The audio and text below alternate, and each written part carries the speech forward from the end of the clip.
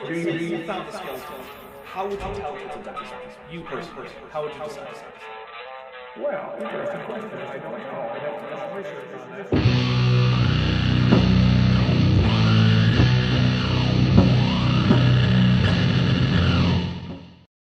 Hello, everybody, and welcome to Jackson with Jackson 45. Sex isn't binary. I am, of course, Dapper Dinosaur, your host for the evening, I suppose, and I am joined by Jackson Wheat of the channel Jackson Wheat. Ever heard of it?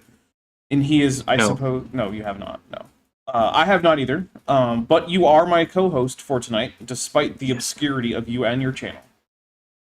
It happens. I snuck into Apologia the same way. He basically was like, how'd you get in here? And I was like, whoa, it's a nice place, you know? I just kind of snuck in. It's a little 2D, but it's pretty good. Yeah. I prefer my my channels to be 3D, but you know. Yeah, it's all about taste. They do stuff like that up there in in Canada, Canada land. Frozen North. Yeah. A place where it is too cold all of the time. All of the time. Except when it's literally on fire. Then it's too hot. Okay. Yeah, that's true. So there is that. Also, Pegajace's I need to expand this so I can read the whole name. Pegajace's Pointy Pyroclastic Pyramid gifted a membership. Thank you very much. I do appreciate that. We'll take what a name. Yeah, well, I mean, my channel, so you kind of expect that. Yeah. By the way, I am drinking a beer that has been infused with various wild berries. It is a wheat beer, and I don't entirely know how I feel about it. It's not bad. I just don't know if I would buy it for myself again, but I certainly wouldn't reject it if it were bought for me or if it were available at like a party or something. You know what? It's that kind of drink where it's like, yeah, it's fine, but like, I don't know if I want to spend another $18 for another 15 of these.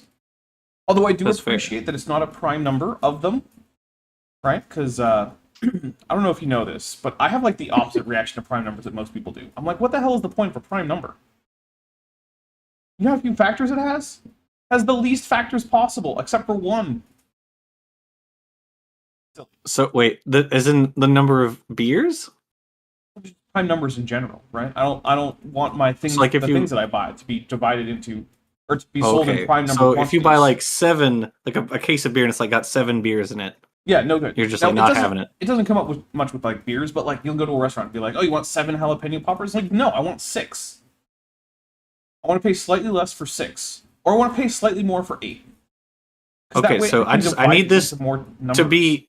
I have to bear this in mind for when you come here, so that when we go to eat, I can like tell the waitress, don't have a prime number of anything on his plate. I'm not gonna actually ask the waitress. It's just a pet peeve of mine that I have, that I don't like it, and I wish people would stop, but I'm not gonna make a scene about it. You're like wasn't there a scene in The Big Bang Theory where they're like at the Chinese restaurant and the waiter's like, listen, I'll accidentally drop one of the like the rolls or whatever on the floor so that you have an even number. That does sound like a scene, although I don't remember it. That's fair. I do remember that their Klingon pronunciation was pretty atrocious throughout the whole series. So I remember that. Like, come on, guys, get a dialogue coach. But, okay, so we have a few things before we jump into this. The first thing I want to say is I received an extremely generous gift. There has been an item on my wish list that has been there since 2023, like early 2023, so more than 2 years. And it was mostly put on there because it was like, it would be nice to someday have. And it was a recording booth. And it was $500. And I didn't actually expect anyone to get it. It was more of a, hey, when I feel like I'm financially stable enough that $500 for audio equipment doesn't seem stupid, I'll have that in mind. But I was shocked to have it actually be purchased. And so I want to say thank you to everyone who got together to buy this for me. And so I'm going to read off the gift card that came with it, although it came on the outside because this was something that Amazon shipped me in the original box that the vendor gave them. So they just taped this card to the outside, so I cut it out of the cardboard. And it says, from Jake Nelson, Joshua Geese, Anonymous, Dr. Tapioca Weasel, Megan Sanders, Jack Dahlman, and Daniel Fitzpatrick. And then it also says, from Jake Nelson. So I feel like Jake Nelson is the one who actually hit the purchase button after collecting all that money. So I want to say thank you so much to all of you. It is awesome. I recorded audio with it last night. Now, I will say, I did not have the microphone positioned optimally, which I found out after I had done an hour of recording, which I wasn't going to redo. So while it definitely works to get rid of a lot of the room tone and all reverb, there's just no reverb in it, because I wasn't holding the microphone close enough, the audio quality isn't exactly where I want it to be yet, but I have a solution on the way. I'm going to be basically suspending the microphone much closer to my mouth for next time. So there you go. That is my plan here. So if you have early access, not the video that came out today, but the next one is going to be the first one I record in that booth, but do be aware that, yeah, I user error on that a little bit. So the audio quality isn't exactly where I want to get, but it's going to get there, and it wouldn't be able to get to where I want it without that. So thank you very much to all those people. Roshina Pre-Yiddish Volcano Keller, who's been a member for 24 months, says, give Dapper 5 of everything, which actually reminds me, speaking of 5, I just want to say, if even a fraction of the people here were to say, go to the Patreon and give 5, that would get me to the point where the Patreon could be it wouldn't be enough on its own to keep me in the black, but it would certainly do enough that it would be very unusual for me to not make enough on YouTube to be in the black every month. So that would be a huge financial help if anyone wants to go over to the Patreon and just pledge, even if it's just $5 a month. Or even if it's just $1 a month. That helps too. So yeah. Now, we do have a drinking game for this. So Jackson, are you ready for all the drinking rules? Oh, Jack. I am ready. There he is. Alright, so ready. First of all, we will take a drink every time Charles Jackson says something that's so stupid, we just kind of have to cool our brains down. We will also take a drink anytime Charles Jackson tells a joke that doesn't land or a story that didn't happen. Now, with the joke that doesn't land, usually that means either his live audience or us. Hopefully both. Like, if a bunch of his live audience laughs, I guess it did land. But, like, most of the time, we don't even notice it's a joke. And then, like, he'll laugh, and we're like, oh, that was a joke. For the stories, that's going to be a judgment call as to whether or not they happened. But also, this drink counter here is just for fun. So, like, if it did happen later on, okay, sure, we got one wrong. I don't care. So then we will also take a drink if Charles Jackson actually gets something factually correct, that he's not just quoting directly from something else. It actually has to be correct information in his brain that he then expresses vocally. We will also take a drink if Charles Jackson mentions that 1930s German political movement that was pretty popular in the 30s and then kind of faded away for a little while because it became much, much less popular, and then has new incarnations on the rise, primarily in the United States, but also in other places too, like, I don't know, Elon Mussolini's friends over in Germany. Yeah, so if Charles Jackson mentioned that party, take a drink for that. We'll also take a drink if Charles Jackson mixes up anything we can know about Lucy, the one specimen of Australopithecus afarensis, in isolation, versus what we can know about any wider taxon to which she belongs based on other specimens from that taxon. We call that an ad hominem. We only get one of those per stream maximum, because once they do it once, they just keep on doing it for quite a while. We also, if Charles Jackson cites a source, we check the source, and not only does the source fail to support him, but it actively contradicts him. We call that a Trojan source, and we take a drink for that. We'll also take a drink if either Jackson, good Jackson that is, or I, can successfully predict what bad Jackson is going to be saying next, where it's not very, very obvious. And then, let's see.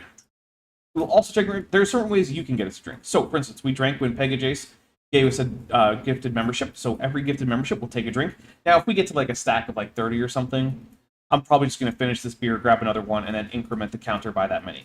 So, I don't want to sit here and count out 45 drinks specifically. However, if you want me to do 45 drinks up from gifted memberships, you just stagger them so that the total number that I still have to drink never gets too high. That's really the trick. So let's see. We'll also take a drink if I screw up the production. So, for instance, if I fail to unmute either myself or Jackson, or I switch to the wrong scene, or I switch back to this scene and the opening video plays again after an intermission or something like that, that's Dapper's a Professional. We'll take a drink for that. We'll also take a drink for every super chat or membership milestone chat that has a kaiju emoji, so that's Godzilla, Mothra, or King Ghidorah, or that says AIG is a bag of dicks, or anything to that effect, or both. And I think I have covered everything. Jackson, do you remember anything that I haven't covered? Not yet. It might come to me later. Well, maybe. I'm sure we'll drink for it if we do come to it. But before we get into this, if you do want to play along, I want to say a few things. First, you absolutely do not need to play along with an alcoholic beverage if you do not want to. This is just for fun. If you want, you can play along with water, juice, tea, soda, coffee. You can play along with a bag of chips and eat one chip or a Cheeto or something. I don't know. You can play along by like giving your neighbor a high five if you're watching this with someone else. Whatever. But if you do decide to play along and you use an intoxicating substance to do it, please know your limits, pace yourself, and don't after this go out and drive, operate heavy machinery, fly an airplane, or text your ex. These are bad ideas. So with all of that out of the way, what we are about to talk about is Charles Jackson has just finished saying that boys have an X and a Y chromosome and girls have two X chromosomes. Reggio's coming in, who's been a member for 59 months. I feel like you joined the first month that it was possible to join Reggio's, and you've never, ever let that membership lapse. But there's a Godzilla, a Mothra, and a King Ghidorah, so we will take a drink for it. Thank you very much. All right. So the thing I want to say before we actually hit play on this is that is a general statement that can be true in a broad sense, right? So, for instance, if you describe humans, you could say humans are bipedal. But when you say that, you need to recognize that that's not actually strictly true for every human. There are humans with fewer than 2 legs. And they're not bipeds. At least not all the time. Right? There are some people who are wheelchair bound, who don't walk at all.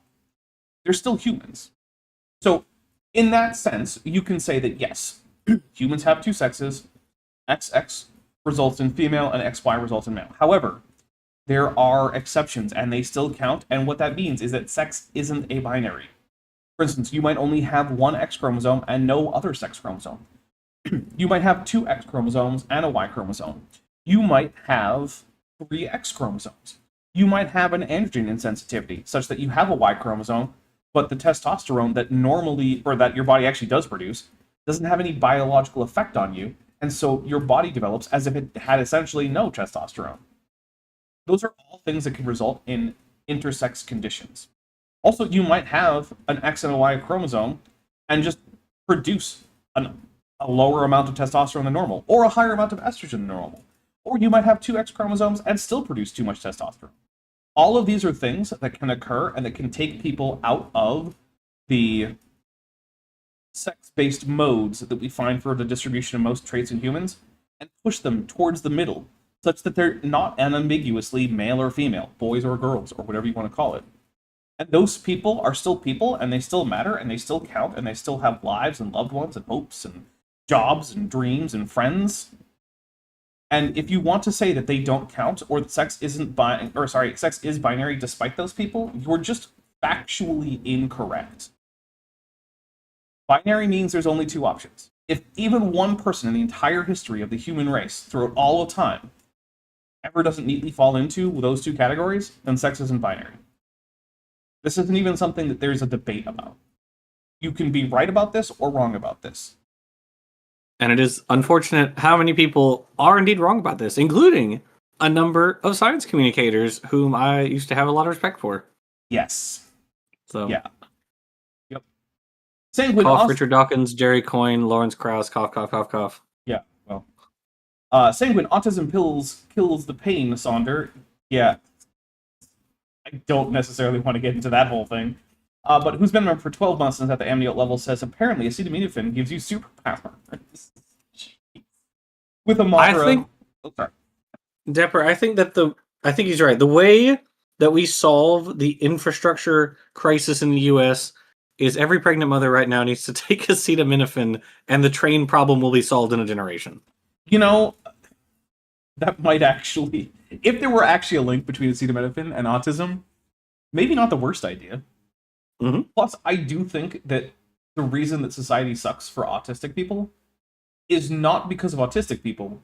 It's because of non-autistic people not knowing how to, or that they should, or caring to accommodate the differences that autistic people have. And that if a larger portion of the population were just autistic, that would probably change. So, Yeah, that's true. I think that the quote-unquote problem of autism is a problem that non-autistic people have, not that autistic people have. Yep. Now that's in general, right? Like if you have you're an autism spectrum disorder that makes you like completely nonverbal, well, okay, there's only so much that society is ever going to be able to adapt to accommodate that level of cognitive difference. So like that's probably never going to be fully accommodated for. So yeah, there are always exceptions. But anyway, Sanguine Saunders says apparently acetaminophen gives you superpowers, but then there was a Mothra, a Andrew Snelling liar, an AIG is a bag of dicks, and then the correct tunicates, the good, hardworking, patriotic, Christian, sessile tunicates, not those heathen layabout pelagic tunicates. And don't at me about how if they're swimming, they're not laying about. I don't care. Taking a drink. Goop23 for $2 says Shana Tova, Mothra on mobile. It is indeed still Rosh Hashanah right now for me for another, I think, like 20 minutes. So Shana Tova. If you celebrate. If you don't celebrate, then I still hope that you have a wonderful next 365 or so days. So there you go. And if you are in fact Jewish and you're celebrating, then again, Shana Tova. And I don't know, don't eat too much honey. It's bad for your teeth. So there. All right, Jackson, are you ready to hit play on this now that we've given our little? Oh, I missed your super chat. Says, oh, I did. Okay, I'm sorry. Dutch Place Hostilities tunicates for $2 says, get Dapper some prime rib with 17 fries and 3 beers. You know what? Here's what we'll do. I will say that if we get 30 super chats before the end of this, I will get a steak, which I normally never do. I can't remember the last time I bought a steak. But I will share with you my my steak making experiences. I'll solicit like recommendations and whatnot. Yeah. Philipunk for $5 says, "I hate that people actively making the world a worse place aren't even trying that hard. The standards of supervillainy should be higher than this." Yeah, it turns out that this is one of those the banality of evil things, right? Evil is usually the laziest, dumbest, most low effort thing. It takes effort to care about people. It takes very little effort to be like, I'm just gonna hate this person for no particular reason. That's easy. It's easy to just be like, like lick your finger, stick in the air. I think it's Tylenol that causes autism. Yeah, why not? Who cares?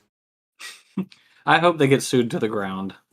I mean, they won't because they're the government. Hope Tylenol comes out swinging. I mean, they might try, but again, it's the government. You're not gonna win. It's like betting against the house at the casino. Every once in a while, yeah, sure, someone wins. But overall, no. The house always wins. All right, here we go. We're going to hit play. Now, it was in the X chromosome, which has more genes in it than any of the other chromosomes. I would like a citation on that. It certainly has way more than the Y chromosome. But, like, is it actually the case that the X chromosome has more genes? I would be kind of shocked by that, but you know what? I guess I'll look it up now. Which chromosome has the most genes? Yeah, I'm searching chromosomes by gene number. Let's see. Chromosome. One thing I'm seeing is chromosome 1 has the most genes. Chromosome 1 is the largest. Yeah. But that's not the same as the most genes because it could just be right. Yeah, a lot of it is like pseudo or just junk DNA, whatever. Chromosome 1 contains over 3,000 genes. Okay. Chromosome 2, 2,500, 1,900, 1,600, 1,700. Okay. So what I say 3,000 was for one. Mhm. So it looks like chromosome 11 is 2,000. 1,300, 1,600, 600, 1,700, 900, 400, 800, 1,400. Nope.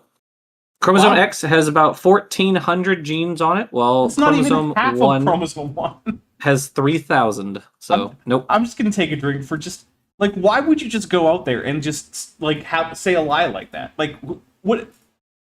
I don't get it. I'm taking a drink for it. He is wrong. All right. For then a pelagic thought who's been a member for 15 months as at an amniote level sends Godzilla a disgusting pelagic tunic, a drink, meep meep meep, with various accent marks over it, but then also sends a series like an emoji acrostic or something, where if you look at the first letter of the name of each emoji, it spells out AIGR, a bag of dicks. So thank you very much, and we will take a drink for that. Wait, I already did. Wait, no, I didn't. I don't care. I'm hitting the plus button. I'm taking a drink. You can't stop me. Just like that person on my personal Facebook who said that I was going to get fired for not sufficiently mourning a dead Nazi. Turns out I'm still here. You guys are still here. We're still doing this. Haven't been fired yet. Although, who knows? Maybe someday. Where we found the first example of junk DNA doing something. This came out. No, because if you found a DNA doing something, then it wasn't junk DNA. You might have found the first example of what was previously thought to be non-functional doing something, but I doubt that too. What's probably happening is that this was one of the earliest detections of the exact function of some bit of non-coding gene or DNA. Because the thing is, we've known that there was non-coding DNA for a very, very, very long time. Before the term junk DNA was even coined. We've known that. And that stuff has never been junk DNA. Lieutenant Matt the Moose Broker, who's been a member for 8 months, said maybe Dr. Jackson's JPEG chromosomes were corrupted in utero and he was born in 144p. Jeez.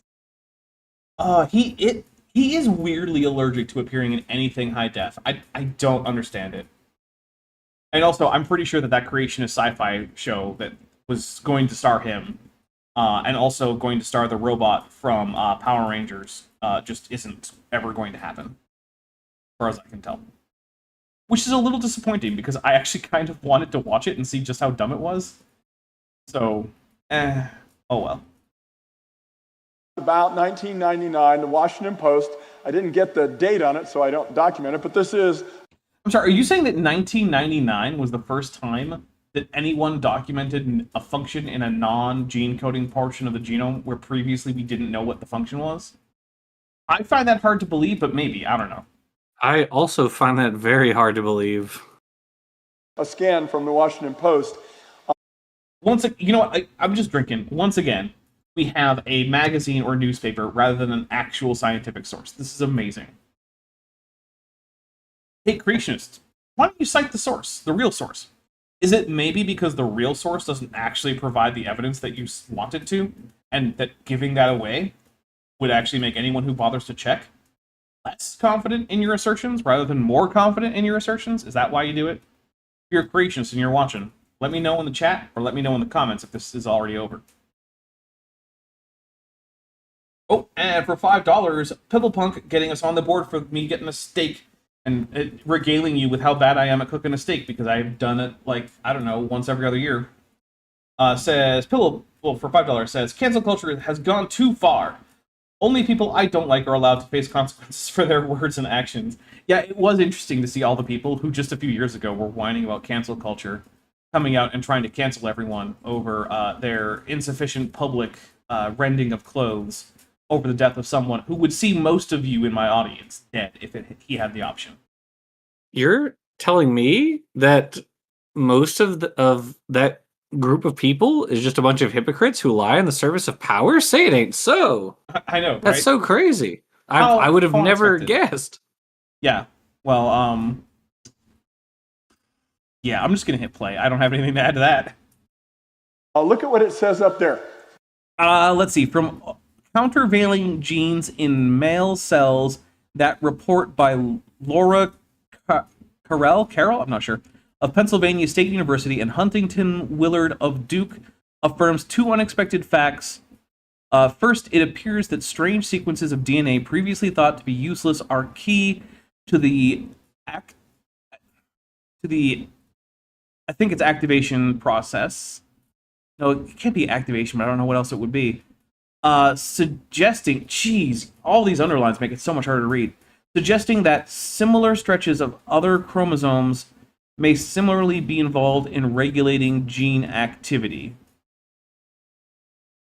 Okay, so you discovered a category of regulatory region in the genome. Cool. In the 90s, huh? Which, by the way, was before the human genome was sequenced, which meant that we did not have a direct way to actually test for function in the genome. So that's important. It was a lot harder to figure this out in the 90s. Let's see. First, it appears that strange sequences of DNA previously thought to be what? Useless are key to the inactivation process. Okay, here it is. Oh, inactivation. Okay, fair enough. Got it. Girls have 2 X chromosomes, guys only have 1. But if you actually used all the genes on both chromosomes, it would be a deadly pileup of extra genetic activity. What? What does he mean? What does that mean? Jackson, what is that? Say that one more time for me. If you used all of the genes on your X chromosome, it would result in a deadly pileup of genetic activity. I don't know what that means. I mean, your X chromosome is mostly genes that you have to have. That's why someone can't just have a Y chromosome. Your X has a bunch of stuff on it related to fertility, to I think your vision is on on X. That's why also. men are far more likely to be colorblind than women. Right. So like you actually need most of the genes, or if not all of them, that are on your X chromosome. I simply don't know what he's referring to. Yeah, also, basically all of them are active, at least during certain parts of your lifespan. Like, you use all those genes. I'm just going to take a drink. This is so stupid, I can't even comprehend what he's trying to say. Joshua Geese for $5 says, "Hey, we need a source. Quick, hand me a Newsweek." Bad Jackson, probably. Yeah, basically. It is amazing the low quality of his sources. Like, I would be horrified if I made crazy assertions like this, and the only thing I offered was, like, pop-sci newspaper articles as support. Like, creationists are basically, like, allergic to providing actual real sources. I just finished recording the last part of my Don Batten response. He's a guy from CMI. And the entire time, he cited one source. And it was a paper from like 1965 that during that entire like 60 years had received 23 citations. I'm pretty sure I was the first person in decades to actually read that paper. And that was the only source he cited. Yeah. Mm-hmm. Yeah.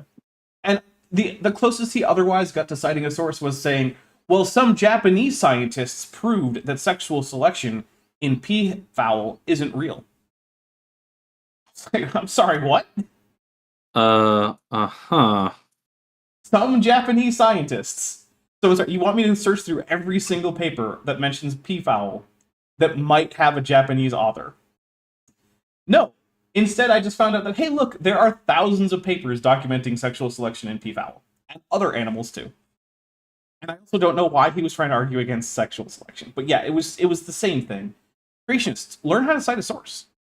If you want to be taken... Well, here's the thing, right? First, think about this. Is your goal to actually change minds about science? Is that a thing you want to do? If it's not, then, okay, I get it. Right? You're just being a hypocrite and a liar, and that's I'm not saying it's fine, but like I can't do anything about it.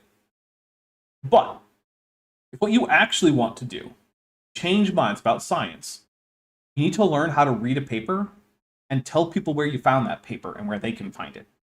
And it's not that hard. Here's what you need to do. If you make a claim about science, figure out where you got that claim, and then tell people the name of the paper, who wrote it, when it was published, and where it was published.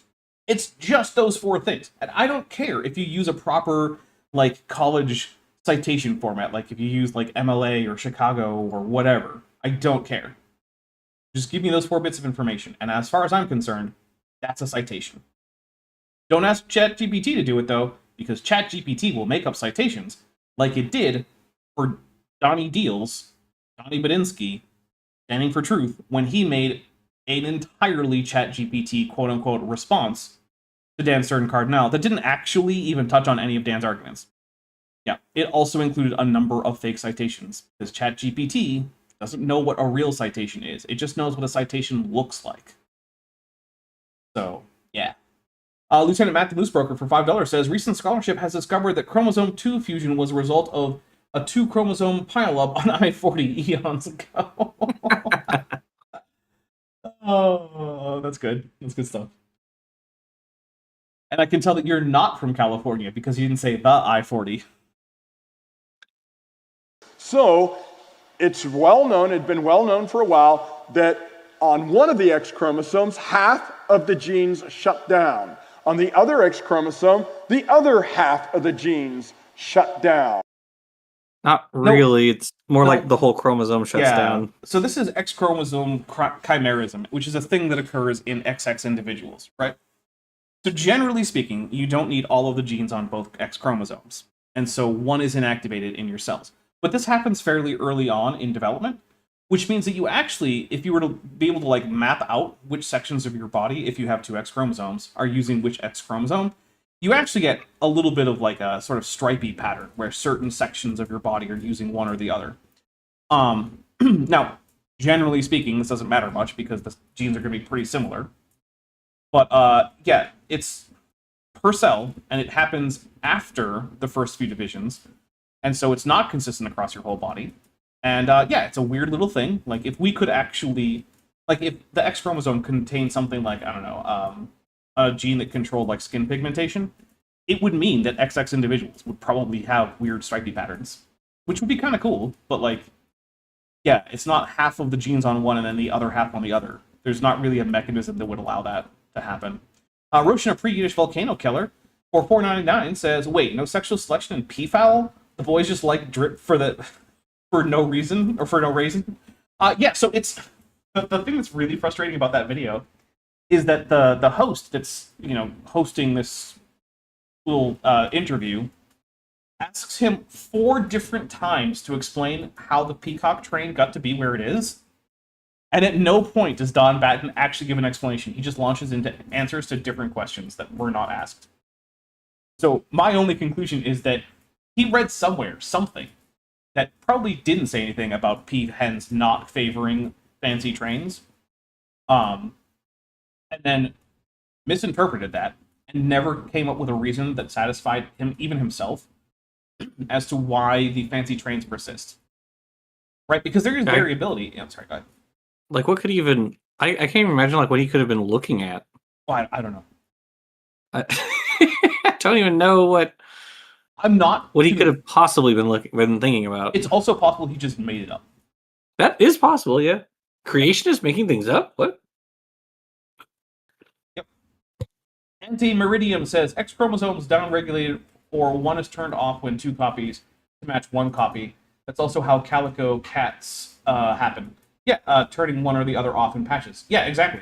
And the thing is, cats aren't unique in that. That's just a general mammal XY chromosome sex determination system thing, right? There's a reason why... dependency and all that. Yep. There's a reason why if you see a calico cat, it's almost always going to have female reproductive systems. If it doesn't, what actually that means is that you have a cat with 2 X and a Y chromosome. That's the explanation for the very rare male calico cats. So yeah.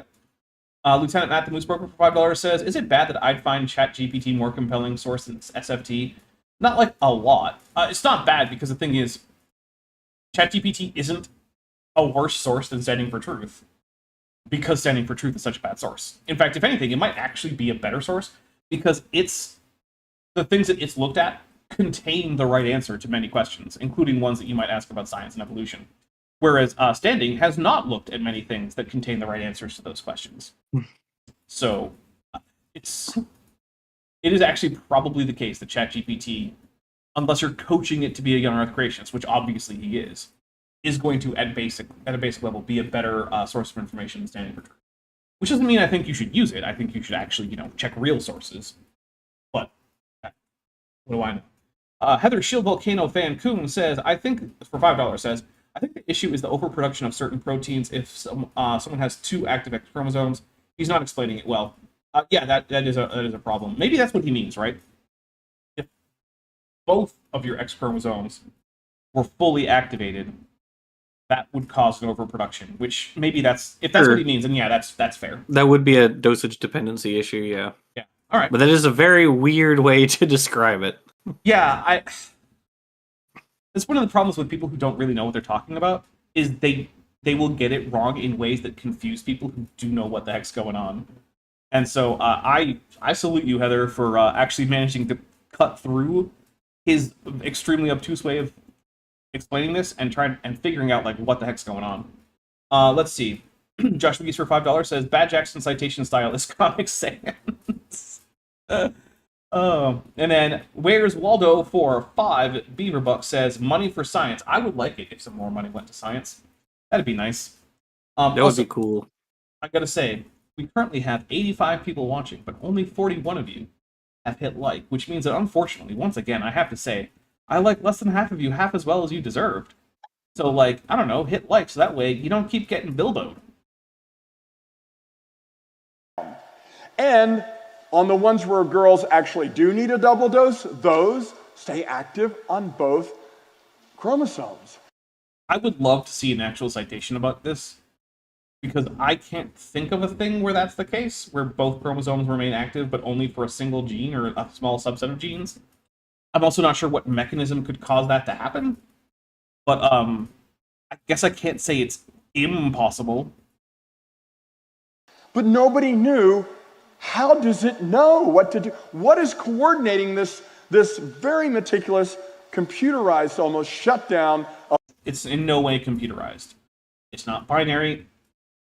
It's not nearly as deterministic as a computer. It's not written by computer codes. It wasn't coded up by a guy. There's almost no connection between that and computers, and I'm taking a drink. Dapper. It wasn't coded by a guy. It was coded for by the guy, my man, yeah, the JC. guy. Yeah, okay. Yeah. I forgot. Oh, there's Mothra. Mothra coming by and say hi. Let's take a drink. Thank you, Mothra. Speaking of which, by the way, after this stream, if you go over to my Discord, we are going to be watching Ebera, Horror of the Deep. So, that when I was first watching Godzilla movies back in the 90s, that was one of my favorites, because it was also one of the only ones that was on with any frequency where I lived. So, it's definitely not one of the better of the Showa era Godzilla films, but I have a soft spot for it. So, genes on both of the X chromosomes. They found out that there was a master control gene, a regulatory gene. Sure, I was gonna say, if it's not producing a protein, it's not a gene, it's a regulatory region, but I just, it doesn't matter. Who cares? That was partially hidden in the junk DNA. The reason we couldn't figure out what these genes were doing was they don't make proteins. Is it faster? Is something happening right now that's making it faster? It said, oh, I thought you did that on purpose, but yeah, it just said times 1.5 speed. All right, whatever. I'm just going to go with it because I don't remember how to turn down the speed, but that was not an intentional thing on my part. But we will call it a Dapper's a professional moment and take a drink for it. Lieutenant Matt the Moose Broker for $2 says, just run the DNA on Temple OS. I gotta be honest, I kind of want a Temple OS partition on my machine. Just to experience it firsthand. Jackson, do you know about Temple OS? No. Is Well, it an operating system of some sort? it is. It's in fact Yes. God's operating Whew. system, according to its designer. Okay. It has a built-in Bible. There's a lot of the sound effects are supposed to be like angelic or heavenly or something, and it's one of those things where I'm careful about what I say about it because it is in fact the product of a deeply mentally ill person, Hmm. but also it's supposed to literally be a temple that you install as an operating system on your computer, and there's no way that's not at least somewhat amusing. So like, I don't know what to do. Because on the one hand, like, this is a bit of a tragic story. You know, there was a deeply disturbed individual who had, it seems like, from what I can find when I'm reading, who had like lots of delusions as a result of mostly untreated schizophrenia, which is a tragedy. But also, it's Temple OS. I, I don't know. I don't know. It's one of those areas where I'm like, ooh, I really, really want to enjoy this, but also, I don't know. Kent Jeffrey of Arimathea Halstead for $4.99, which, by the way, I've noticed a bunch of people trying to say Arimathea, and no one ever says it. Arimathea. They just stumble over it. I don't know. Get better, everybody. Who isn't Kent Halstead, who's got it down just fine. Anyway, for $4.99 says, I don't know how anyone can look at this soup of molecules and not crave the strength and certainty of steel. You know what? Absolutely correct. Jackson, when are you going to dedicate your life to serving the machine god? The one who granted you the motive force in the first place? I guess when I have free time, I don't know. This is not a matter of free time. You make time for the Omnissiah, Jackson. Oh, well, I mean, I guess maybe I can fit him into next Saturday's schedule. All right. I want to see you at one of the tech chapels somewhere. Bring your favorite machine oil for a blessing. Okay. Okay. It kind of leaves a genetic paper trail with all the proteins in your body. Every enzyme and hormone you've got is a protein. And of course, you know the cartilage in your ear and your nose, the pigment molecules in your hair, your skin, and your eyes are all protein. No, the pigment in your hair is not a protein. Melanin. Or wait, is it? Am I mixing it up? Melanin? It may be, but I don't think cartilage is not a straight up protein. It's got proteins in it, but it's not itself a like giant protein. So he's just wrong on that. It is a protein. I'm thinking of something else. All right, sorry about that. But yeah, he said the cartilage in your ears and nose is a protein. It's not like not entirely. No. Oh, you know what? I was mixing it up with someone who said that melanin was a cell. Oh, That's because that was another thing that a creationist said was like melanin is a cell. Like no. Throwback to that It's time, not. LPP said that ribose? Yeah, it was ribose. Was a protein. Was a protein. That's what he said. I was thinking, yeah, was a protein. Throwback to that dummy. Haven't seen him in a while. Wonder where he went. I mean, I know that he was homeless for a little while, and while I definitely think that homelessness is a problem that we aren't even trying to solve as a society, aside from hiding the problem and mistreating the homeless. Despite that, I really don't care that he in particular is experiencing homelessness. He's a vile, hateful idiot. He is both of those things. And was president January 6th. Yeah, there's that too. So, you know, a vile, hateful, violent idiot. Who I don't miss at all. Except for the occasional memes about egg-shaped heads and... well, not even just shaped head. Like, he went out of his way to cultivate an egg-like appearance. He did. It's true. And also saying just the dumbest shit. Aiden's Miscellany, who's been a member for 13 months, says, if the certainty of steel is compatible with gender reassignment, sign me up. I'm very meh about all this weird flesh, about this weird flesh shell. So here's the thing, right? Once you replace your weak flesh with the certainty and strength of steel, your gender ceases to even matter. You become a repository for knowledge, the most sacred thing to the machine god. And at that point, it doesn't matter if you're a man or a woman. You're basically a partially biological hard drive, and that's what matters.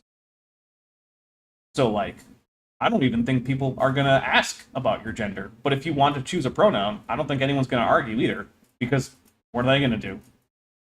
What are they going to do? Say like, well, I need to check your pants. It's like, there's nothing there but robotics. You replaced that a long time ago. So yeah. Lieutenant Matt, the Moose Broker, for $2 says BP 2380 is the Omnisci approved machine oil. You know, I might have to consult with Mars on that one, but that doesn't seem impossible. Your fingernails are made out of protein. So all the proteins that we were made of, we were able to trace their when we cracked the genetic code back in the 1960s, we were able to trace these proteins back to the genes in our chromosomes that made them. But it only accounted for 2% of the chromosome of the genes. And so we couldn't figure out what the rest was doing. But No, we knew basically right from the get-go that there had to be parts of the genome that weren't directly making proteins, but that were either up or down regulating the production of protein. This is not news to the scientific community. it turns out these were the circuitry of the main circuit board, the motherboard of the computerized biological systems controlling all of the other genes. Some of it was. But that, at a maximum, accounts for another 18 percentage points of the genome. Maximum. Also, probably not even that much. I really hate using machine analogies. There's some really good papers on like the destroy machine analogies for like biological systems because they're just not. Like if you actually look at like development, for instance, no part of that is anything like how machines work. No part of it. No. I mean, you can force a machine to try to approximate it if you really want to, but it's certainly not something the machines do when you're just designing a machine to produce something normally. Like producing cilia to regulate the flow of like signaling molecules so they only land on a certain like half of the receptors on an embryo. Like, I'm sorry, I don't remember which machine does that. Or computer does that kind of stuff. That doesn't really seem very machine-like. It's really not. Lieutenant Matt the Moose Broker for $5 says, a quality lover seeks the strength and certainty of certain Japanese personal massagers. Hey, go for it. I'm not here to tell you what to do in the personal massager realm. Have fun with that. And yes, as a machine, it is still a blessed object that is sacred to the machine god and should be treated with the respect that it deserves. So, there you go.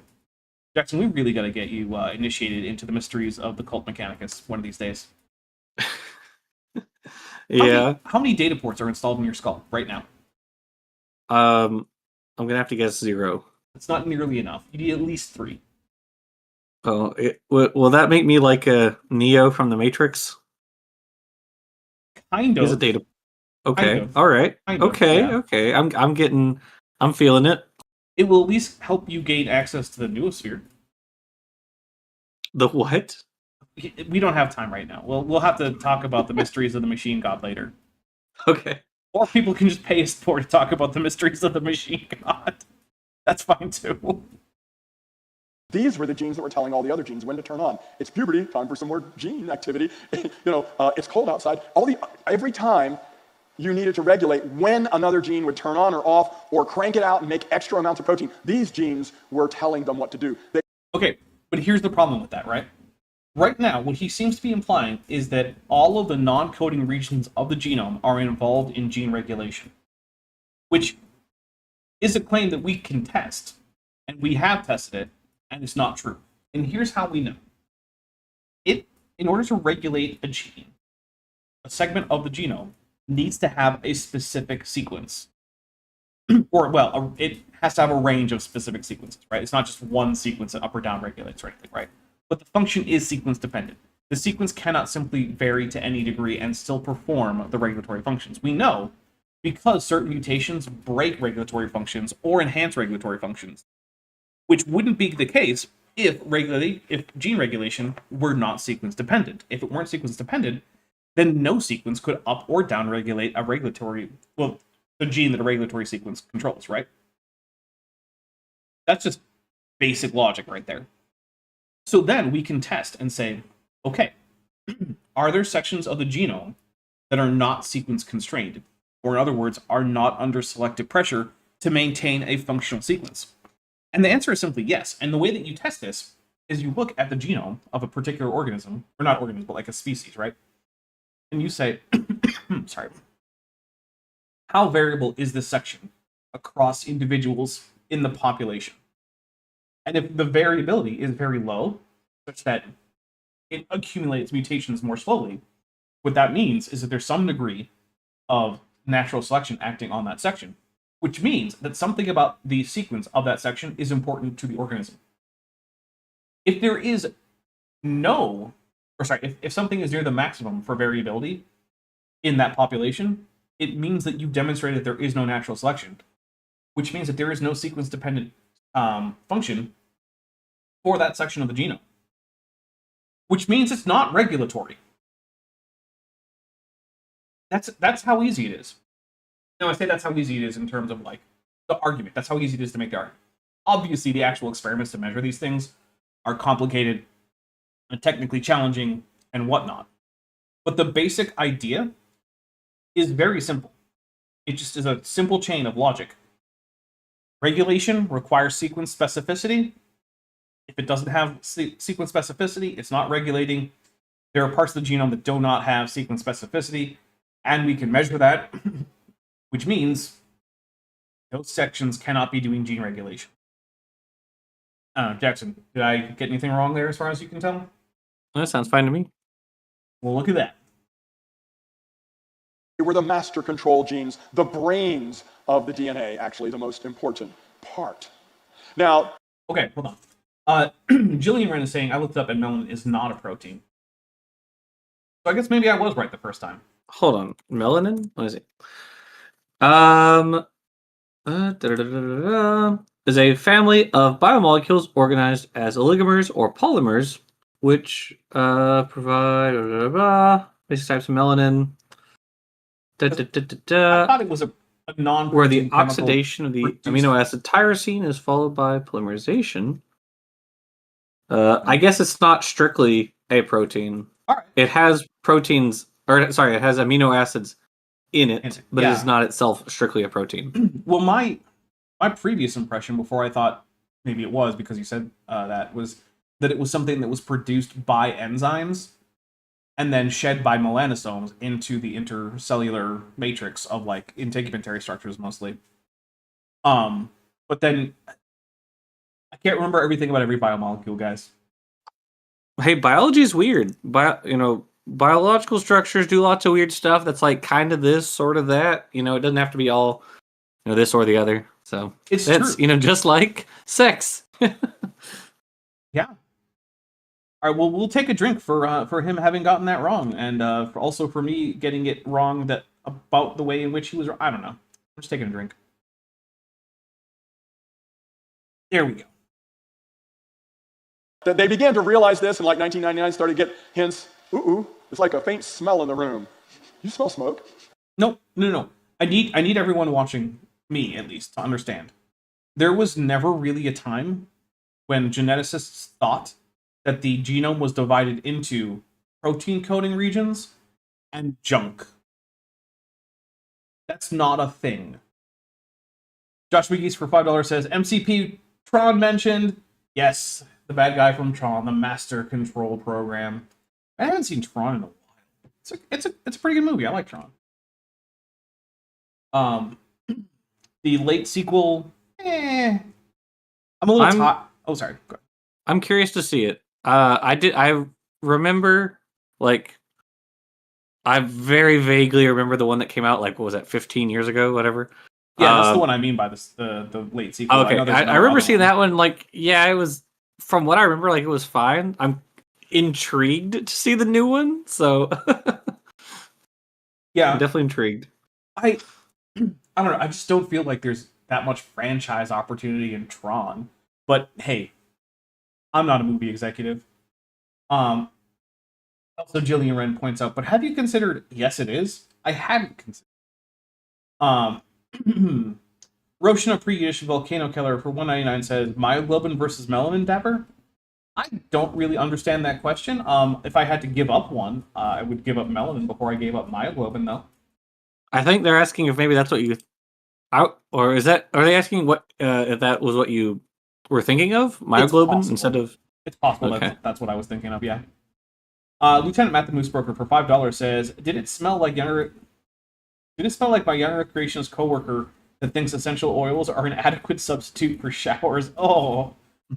Oh, okay, first of all, you should not be touching large amounts of essential oils to your skin, despite what the essential oil people tell you. It's really not very good for you.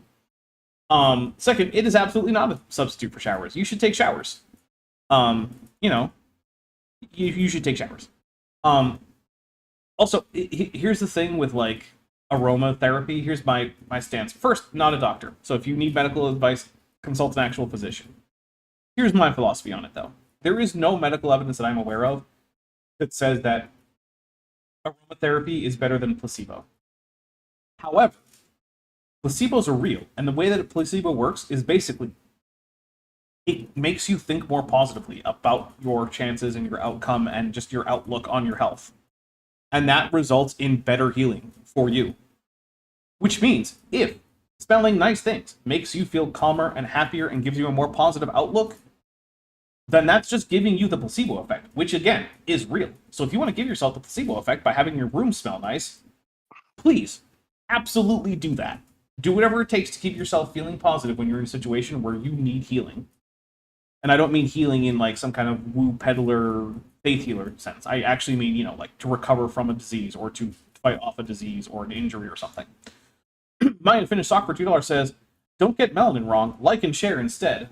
Yeah, once we get to certain areas of biochemistry, we run up into areas where like the limits of my knowledge are pretty close to what we're actually talking about. So I'm going to get things wrong about that, especially in an off-the-cuff talk like this.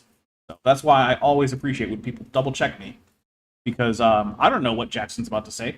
He could say literally anything, and I have to try to respond to what he's saying to the degree that I can. It turns out, though, that because he's so stupid, most of the things he says are very, very, very easy to point out why they're wrong. Our theory seems to be burning up. And Nope. And so I was kind of gloating with I sent them emails about this when it came out. That has the same energy as Roger Spur wondering why Sabina Hassenfelder hasn't contacted him back. Notice me, senpai. Yeah. Jackson. Well, sorry, bad Jackson. I can't imagine that any actual Genesis give a shit about you. True. My guess is that when you sent those emails, they went straight to spam.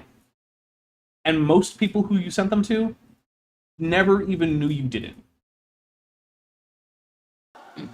The human genome is more complex than previously thought, and this I still hate when he says genome. Yeah. The only people I ever heard say genome are creationists, and he's one of the biggest, offenders. Just say genome like a normal English speaker. is very important. In new genetic science, we found out if one gene mutates so we can get a new wonderful trait, it'll probably destroy 5 other functions that don't come out of the same gene. The old Hey, Jackson.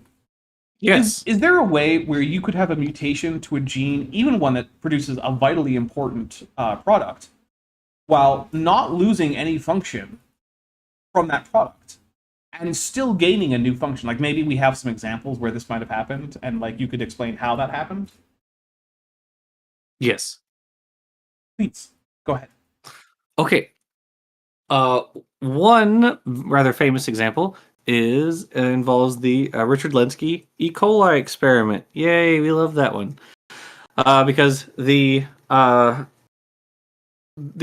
E. coli bacteria involved, one lineage developed they had a couple of potentiating point mutations, and then they developed a duplication of a segment of, I think it was 2 or 3 genes, and there was a tandem duplication, so these genes got put in front of a set of other genes, and one of the things that got moved was a promoter, which allowed the promoter was activated in the presence of oxygen, which caused a gene for metabolizing citrate to be turned on, whereas previously that gene was only turned on when oxygen was not present in their environment. So they developed a novel phenotype. They can turn this protein on, this enzyme, on even when there is oxygen in the environment now. And nothing was lost for this to happen. It gained this in addition to the things it already had. Yep. And so the basic principle that we can draw from this example, as well as just from, knowing what mutations are, is that whole gene duplication is a thing that can occur, or even partial gene duplication. And as long as it creates a new reading frame so that can actually be expressed as a protein, subsequent mutations can occur to the copy while leaving the original intact. Or if it's an entire gene duplication, then the new copy can take over if the original mutates to create new functions. So yeah, new genes evolve. It happens all the time. Just the fact that we have taxonomically restricted genes at the species level should indicate that. By taxonomically restricted genes, I mean a gene in a taxon that is not descended from a homologous gene in a wider taxon. Sapphire Science Dimby's Light for $5 says, to commune with the machine spirit through the blessed binary of Temple OS is to glimpse the Omnissiah. Well, I hope that with all your Omnissiah glimpsing that you don't tell the custodies about that, because they might object to people glimpsing the Omnissiah too much. Jackson is completely lost at this point. I am completely lost, yes. I'm of the lost variety. Jackson, we gotta get you to like lore dump the last 35 years or so of Warhammer lore into your brain. I have played like one Warhammer game on my computer, and I did it for a little bit, and it was fine. What was it? It's the one. It's the Warhammer game that's made by the same company that did like Empire Total War and like Empire. So you did one of the Total War Warhammers. Yes, that's the one I did. Okay. And I played that, and it was fine. I enjoyed it. I mean, I enjoy all those games, so I thought it was fun. That is the fantasy Warhammer. We're referencing the sci-fi Warhammer 40,000. Oh. Yeah, we got to get you to play Mechanicus. That's what it is. Got to get you to play that. It has one of the best soundtracks in video games. I don't think it's quite up there with like Doom Eternal or like Hollow Knight. It's not far below either. Oh, that reminds me. I'm sure you played Silk Song, huh? I have. Okay, so do I need to play that one? I mean, it is really good, but also it's significantly harder than Hollow Knight. So like, prepare yourself. Okay, because Dapper here got me playing Hollow Knight, and I really enjoyed it. I thought it was a lot of he was like, I need to watch you like the first time you ever play Hollow Knight. Mm-hmm. Yeah, it was good. I liked it. I got it turned out I did a bunch of like the side missions and stuff. And so when I finally decided to like go back and fight the like main boss, he was like super easy by comparison. Yeah, because you'd already done so many other ones. Yeah. But have you fought the actual end boss? The one that's in like the that other world that you have to like go to, where you said it was like extremely difficult. Yeah, that one. No. All right, fair enough. All right, well, here's what we're gonna do. We're gonna take a quick break. I'm gonna grab myself another beer. And in the meantime, I have a new Star Trek teaser for you for the season premiere of season 2 of Star Trek Endurance. And we're just gonna take a quick break while I get another beer and maybe take a bio break. We'll be right back. Captain's log stardate 60389.3, according to ship's internal chronometers. We have followed Ash Tamalias into wherever we are now. Sensor readings are erratic. It does not appear that the Bellerophon has followed us. And we have yet to have further contact with any of the displaced Telekal. I have the ship on yellow alert, although it is not clear what dangers we may face here. Perhaps, more concerningly, there is no obvious way for us to return to normal space or to enter subspace. Further, we have damage to our computer core, weapon system, and hull, and artificial gravity is on the fritz. Commander Dulas is effecting repairs, but it is slow going under the current conditions. Petty Officer Billy is keeping an eye on the navigation system in case any way out of here opens up. The Kongzi has entered an abstract realm of unreality. The distinction between ideas and objects is breaking down. They must escape this strange non-location before they themselves are absorbed into a state of non-being from which they cannot escape. Tune in next time for the season premiere of Season 2 of Star Trek Endurance, As Many as 6 Impossible Things, only on the Top Hats Off channel.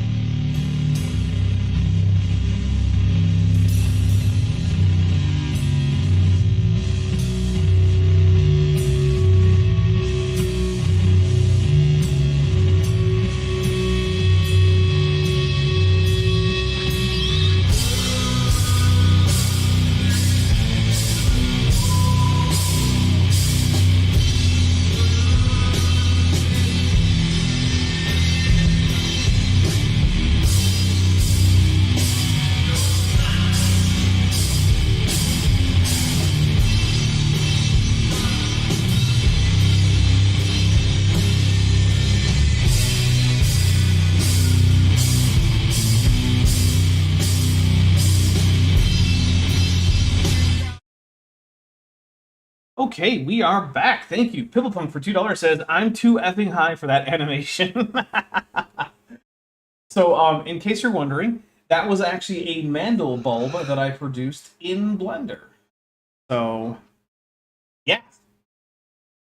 The mandel bulb is the 3D sort of equivalent of the Mandelbrot set.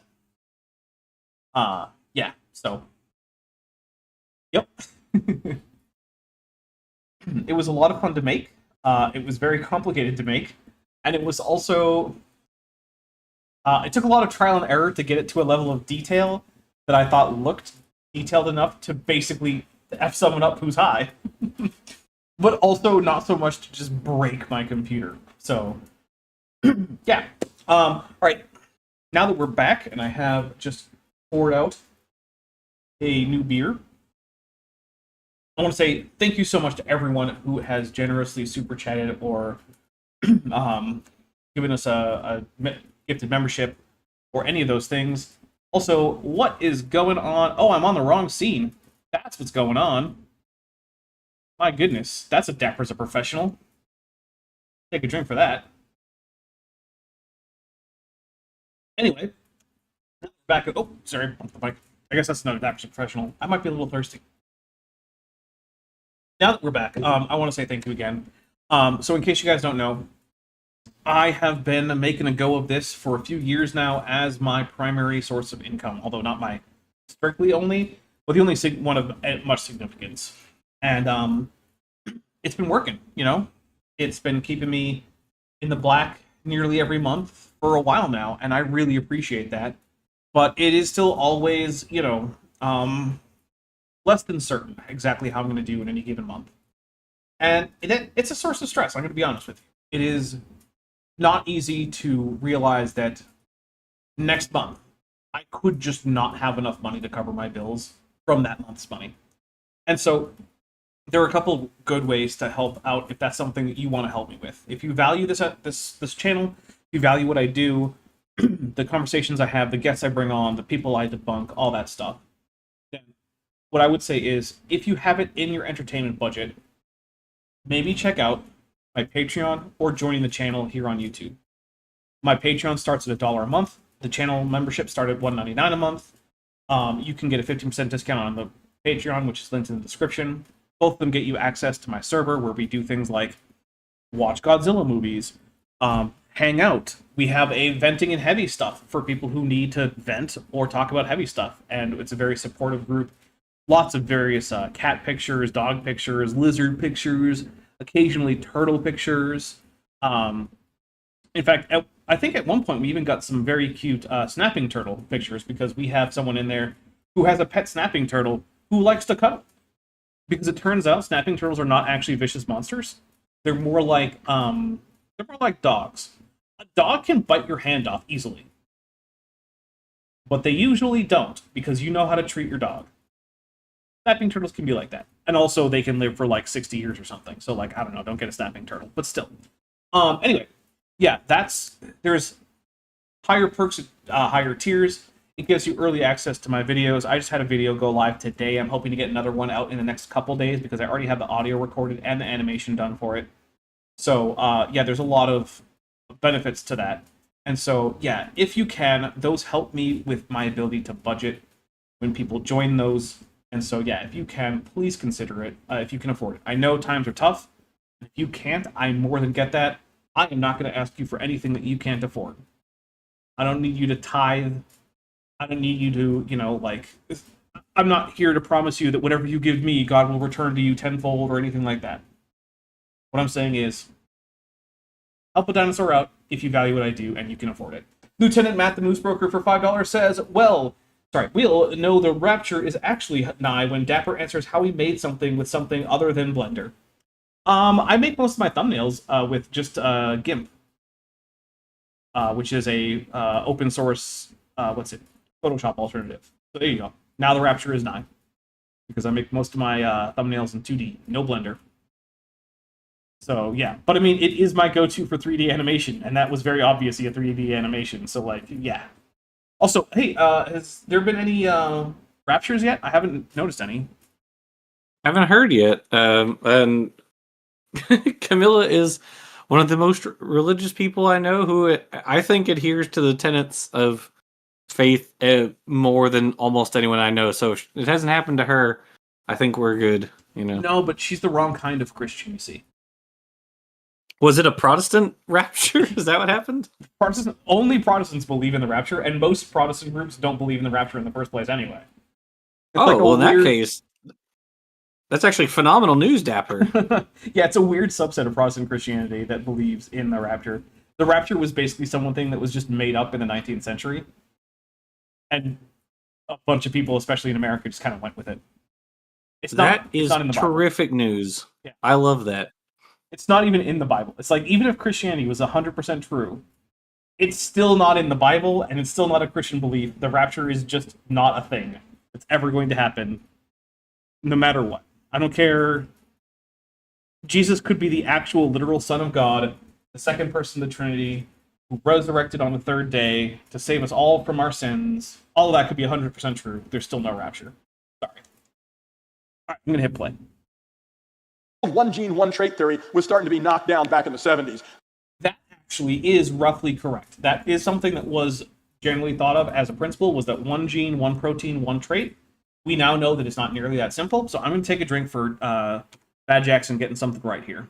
So good job, Jackson. And also good job to you too, good Jackson. I do what I can. Yeah. The idea that one gene controls each trait. No, one gene could control like 5 different traits. And well, it's more likely that it will have a hand in the phenotype of, like, the phenotypic expression of 5 different traits, rather than just directly controlling 5 traits.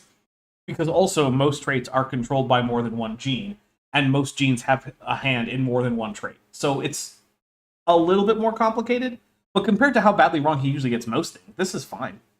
Yeah. And it might take 5 different genes to cause one trait to work. Oh, hey, he did get there. You know what? I'll take another drink. Good job, Bad Jackson. If you mess with any part of the system with a mutation or a slight change, it will change more than just that one thing. It'll change 5 or 20 other things. It'll depend on exactly what thing has changed, but yeah, that's often the case.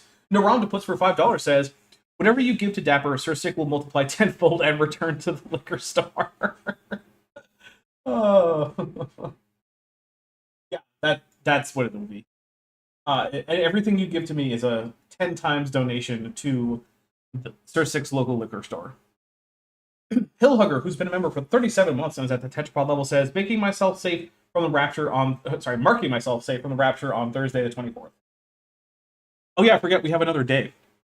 Oh, that reminds me, I also saw some crazy cope about this. I want to pull it up. Because oh no. I found a channel that's doing rapture related content, which is just, it's hilarious. I'm not going to share it because I don't really want people to go and like bug this guy, because I'm pretty sure he's about to have a bad few days anyway. But on one of his videos talking about thank you to all the people who are, recording these Rapture videos who don't think the Rapture is going to happen because you're preserving an archive of like the history of the pre-Rapture world or whatever. And so someone said, "Hey, it's the 23rd of September and you're all still here." So someone else who isn't even the channel owner comes in and says, "Yes, Israel did not spot the new moon on the 23rd." Because remember, these Rapture people think that this is tied into Rosh Hashanah, which they like to call the Feast of Trumpets because they're weird evangelical Protestants. And it's still the 23rd where I live.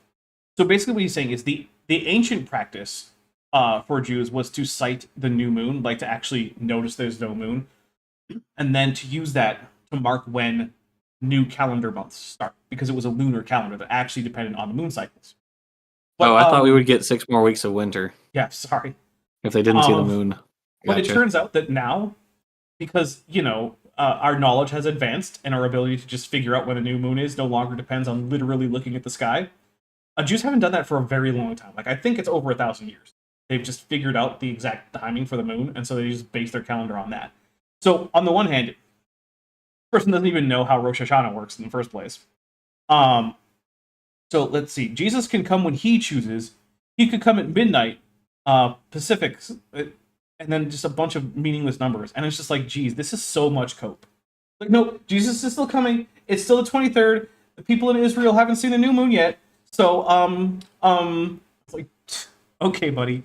How many days can you keep up with that much cope? I don't even know. Let's see, Hill Hugger. Oh, no, sorry, I already read that. And here we go. Let's get some more Jackson in here. Bad Jackson, that is.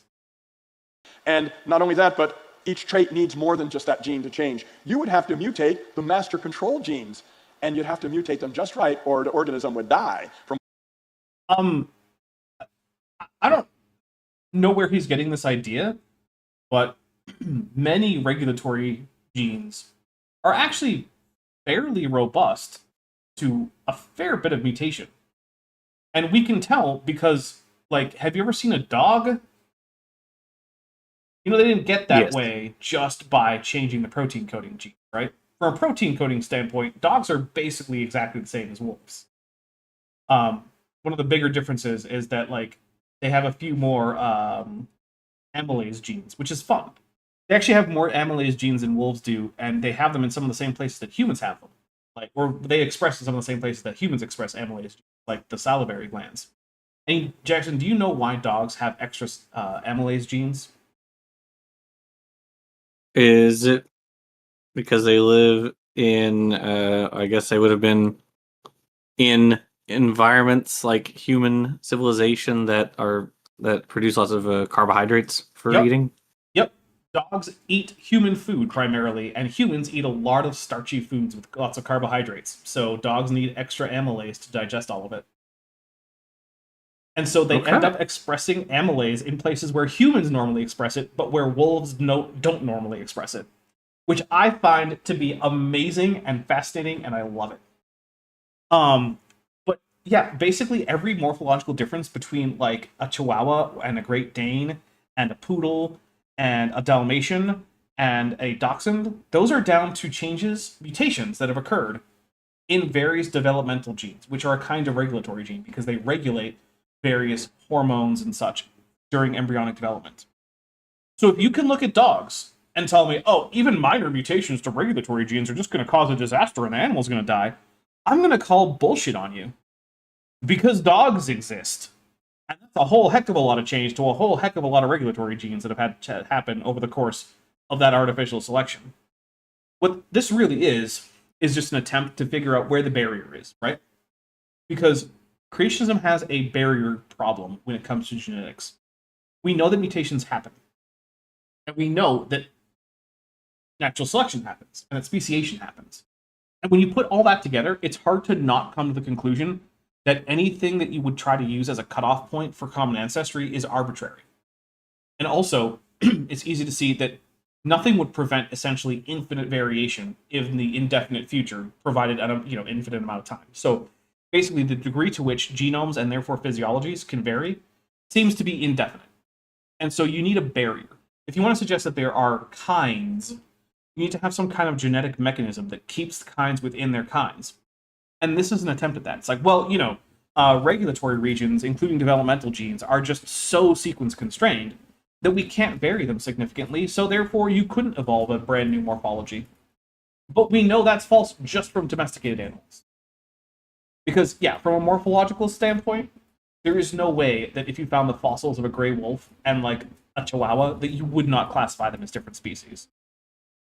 Roshan, a pre-Yiddish volcano killer for $4.99 says, but a chihuahua has less information than a Great Dane. Oh yeah, I forgot about that. I hate that so much. Like, what is it about being small that makes you think that this animal has less information in its genome?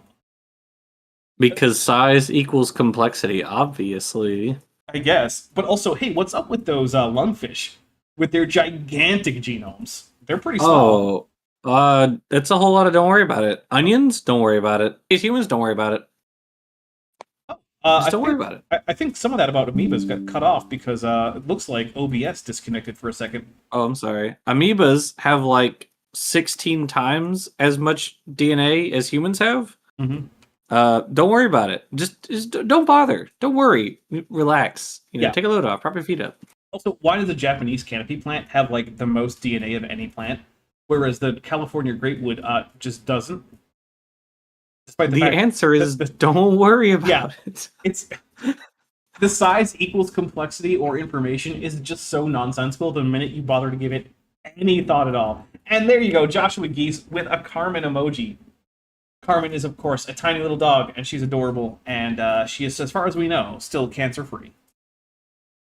So, there you go. Nice. All the other genes it controls, too.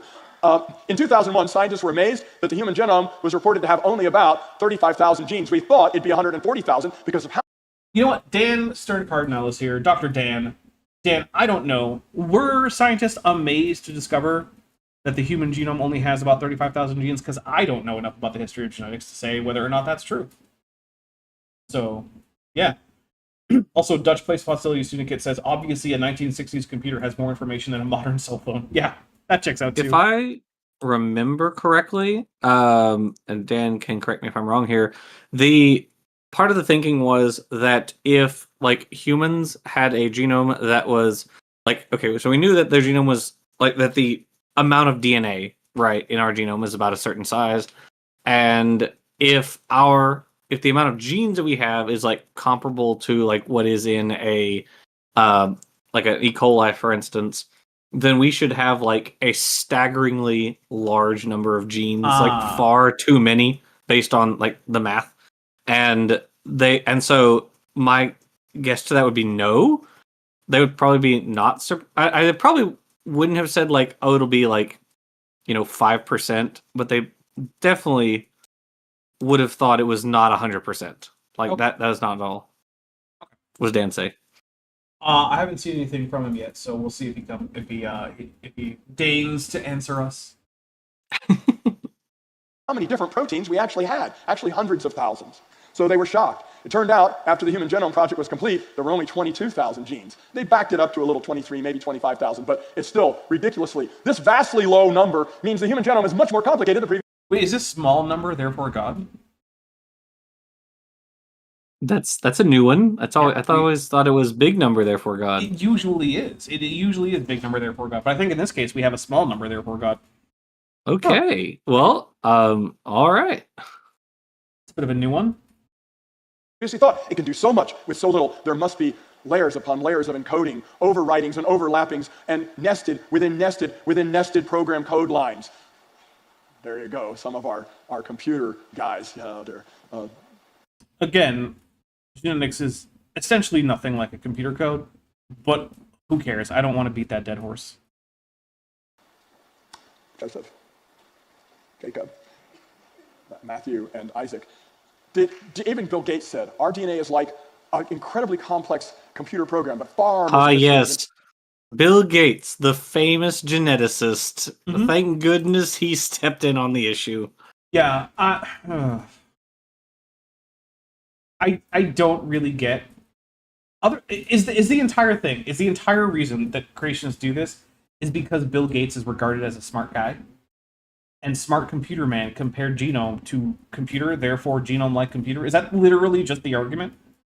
I think so, but also Ugh. I don't think any of them cite Bill Gates anymore because he's part of like the Illuminati or something. Yeah, just now, putting so- microchips in the vaccines, you guys. Right. Yeah. So yeah, they're not very quick to cite him anymore.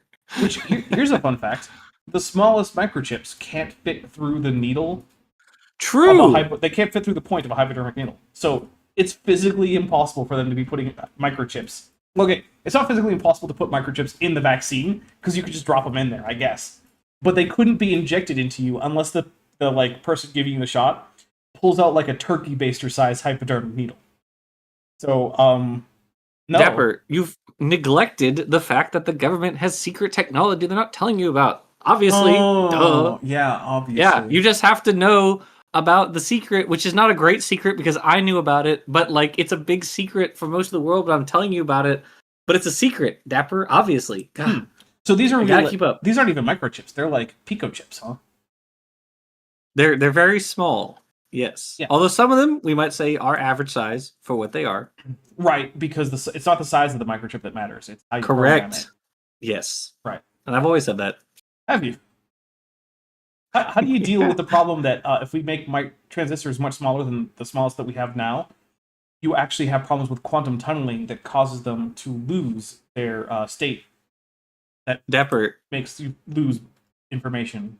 Dapper, what I think you're again Right. misunderstanding is that scientists who work for the government have already figured this out. Oh, You just can't know. It's a Okay. secret. So they already have But- the Heisenberg compensators from Star Trek.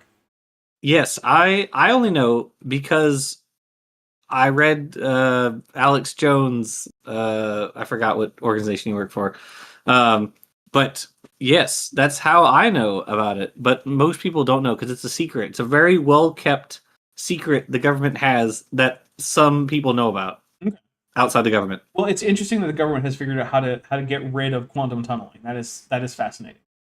It's the government, they've got to be doing something with that. I mean, I've worked for the government, and I 7 didn't trillion. get an overwhelming sense of competence and scientific acumen, but like, I didn't work for every part of the government, to be fair.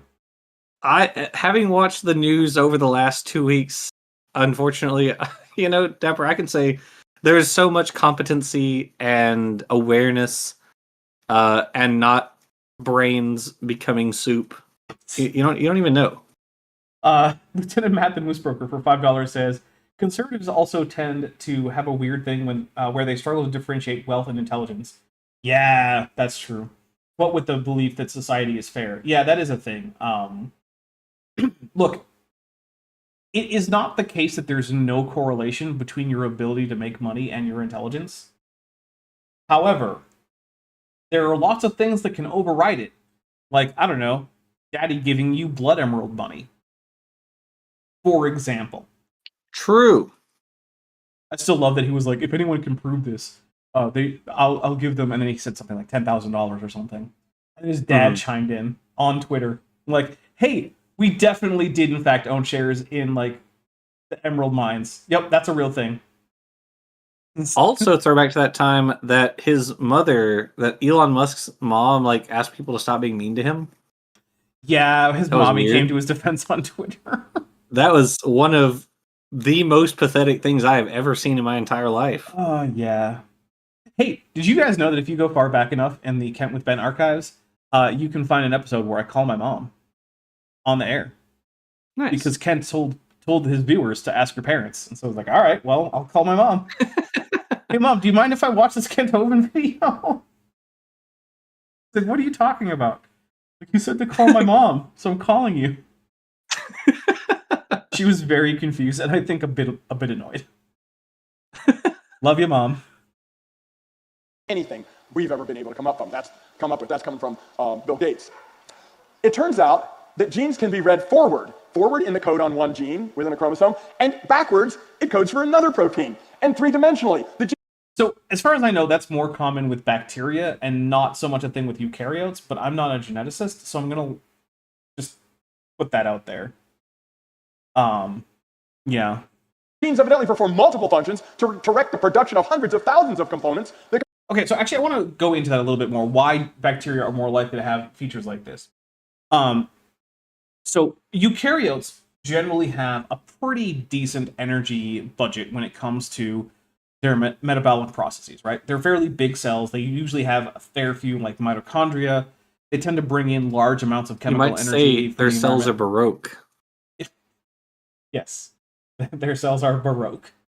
Like every other noun in a book that I really liked, but that still used the word baroque too much, which was what was it? The Infinite and the Divine. Fun book. I recommend it, but that author needs to back off. Anyway, so as a result, they tend to have fairly messy genomes. They tend to have more junk DNA. They tend to have less strict error correction mechanisms for their genetic processes, things like that, right? So that's why you tend to get a lot of junk DNA in eukaryotes, where you don't so much in bacteria. Bacteria are pretty much always on a razor's edge. That's why even a little bit of like reduction in the availability of food can cause a population collapse. But it also is what allows them to just spread into new environments when new food sources become available and like just take over at an absurdly rapid pace.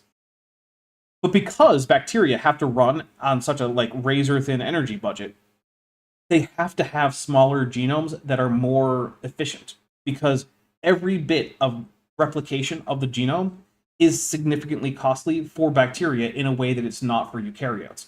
Which means that the selection pressure for them to keep junk DNA out of their genomes and to use what they have in their genome as efficiently as possible is much stronger. And so that's why you get more things like reversible DNA sections, the arrangement into these chunks of genes that are all associated with each other and share a promoter region so that they can all be turned off or on at the same time. Whereas eukaryotes have like all genes split up across entire sections of a chromosome with little like exon bits between them that aren't actually coding, that have to get cut out later after the initial section is translated and whatnot, right? So as a result of this, yeah, bacteria have simpler genomes in the sense of much smaller genomes, but they're also hyper efficient because they have to be. And that's just because error correction and duplication of the genome cost energy. Energy that the bacteria really can't afford to waste. So that's just a cool little thing about bacteria that I want to talk about. It's not really a point against Dr. Jackson. He's not really disagreeing with me about that right now. But I just think bacteria are cool, and that you guys might find that fun to know. I don't know. I'm gonna hit I play. thought it was fun. Comprise the human body. In 2004, the International Human Genome Sequencing Consortium further revised the number down to about 2,500,000, and this small number blows our socks. 2,500,000. No. That 25,000 there, Charles. Just like normal for creationists, you don't get to just add in extra orders of magnitude. I was going to take a drink for Charles take Jackson. them away. Just adding a few extra. Yeah. Or, hey, here's like 3 extra orders of magnitude. No. Now I know he misspoke, but also it gave me an excuse to take a drink of this beer, which is starting to grow on me as I drink in it. So there's that. Off, they said, we have a long way to go to understand how all the parts revealed by the genome sequence together make life and all the proteins necessary. That's from Nature magazine, 2004. Professor Anthony Flew, in his 80s, decided he was a famous atheist like Richard. I do not care about the deathbed conversion of Anthony Flew. Oh, yeah. This is a guy who I had literally never heard of until creationists started talking about him. Yeah. Never once had I heard of him before. And they all say he's like the most famous atheist. Not once. I've read multiple books by atheists at this point on the topic of atheism. None of them have ever mentioned him. Yeah. I had never heard of this guy. So he was a basically his deal was philosophy or religion, which is the area of philosophy that atheism versus agnosticism versus theism and whatnot falls under, right? So people who are philosophers of religion are not necessarily people philosophizing about particular religions. Every philosopher who is like, my job is atheist philosophy, all of those guys are philosophers of religion. And basically, towards the end of his life, he became some sort of like generic theist. He was like, yeah, I believe there's a God that created the universe. It's not entirely clear to the degree to which he thought that God was involved in various aspects of the universe, like like the evolution of galaxies or stars, or like the creation of life. It's not really clear. He didn't become a Christian, as far as I can tell, but yeah, he did become a theist, and ever since, creationists have been crowing about it. Now, there have also been reports that his mental faculties were declining towards the end of his life. I don't actually know. I don't think you have to have declining mental faculties to become a theist. I don't think that's a fair assessment. But also, it's just like, okay, an atheist became a theist at some point. It's not the first time. It won't be the last time. And I just don't know why anyone should care. Yeah. Catchful sleeping dragon. This beer is starting to grow on me. Pretty sure that's called a yeast infection. I don't think that's what's happening. But we'll see if I get thrush later. I'll probably notice. What? That would be how you would get it. That would be the yeast infection you would get from a beer. Unless you're just doing very unusual things with that beer that you probably shouldn't be doing. Have you? Oh, actually, I don't know if I should say this on stream. If you're not sure, then the answer is probably no.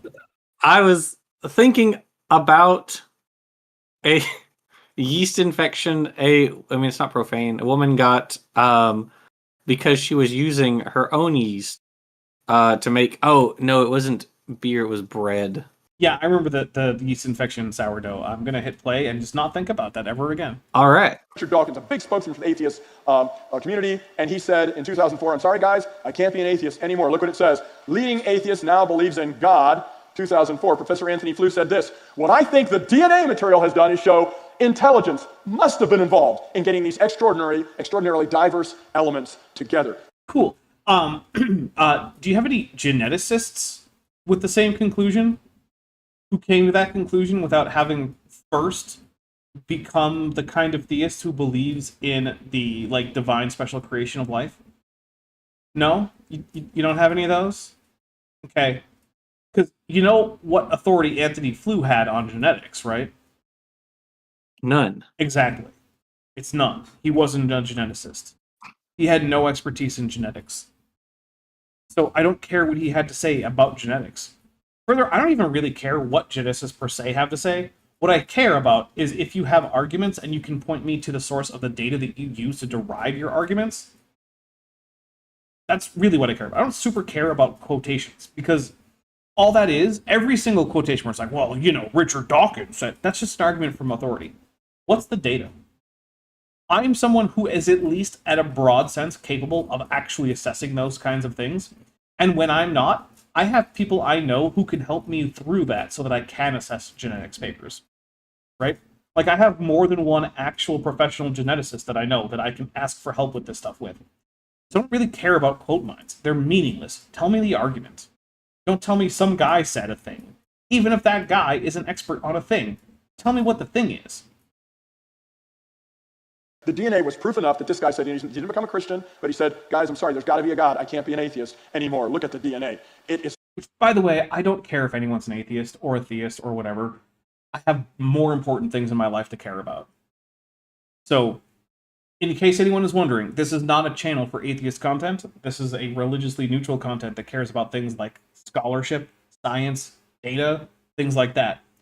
You can believe in God or not. I don't care. I don't think that there's data that we can use to answer that question with any super high degree of certainty. At best you can say, well, I don't see a reason that God must exist, which, okay, cool, I don't care.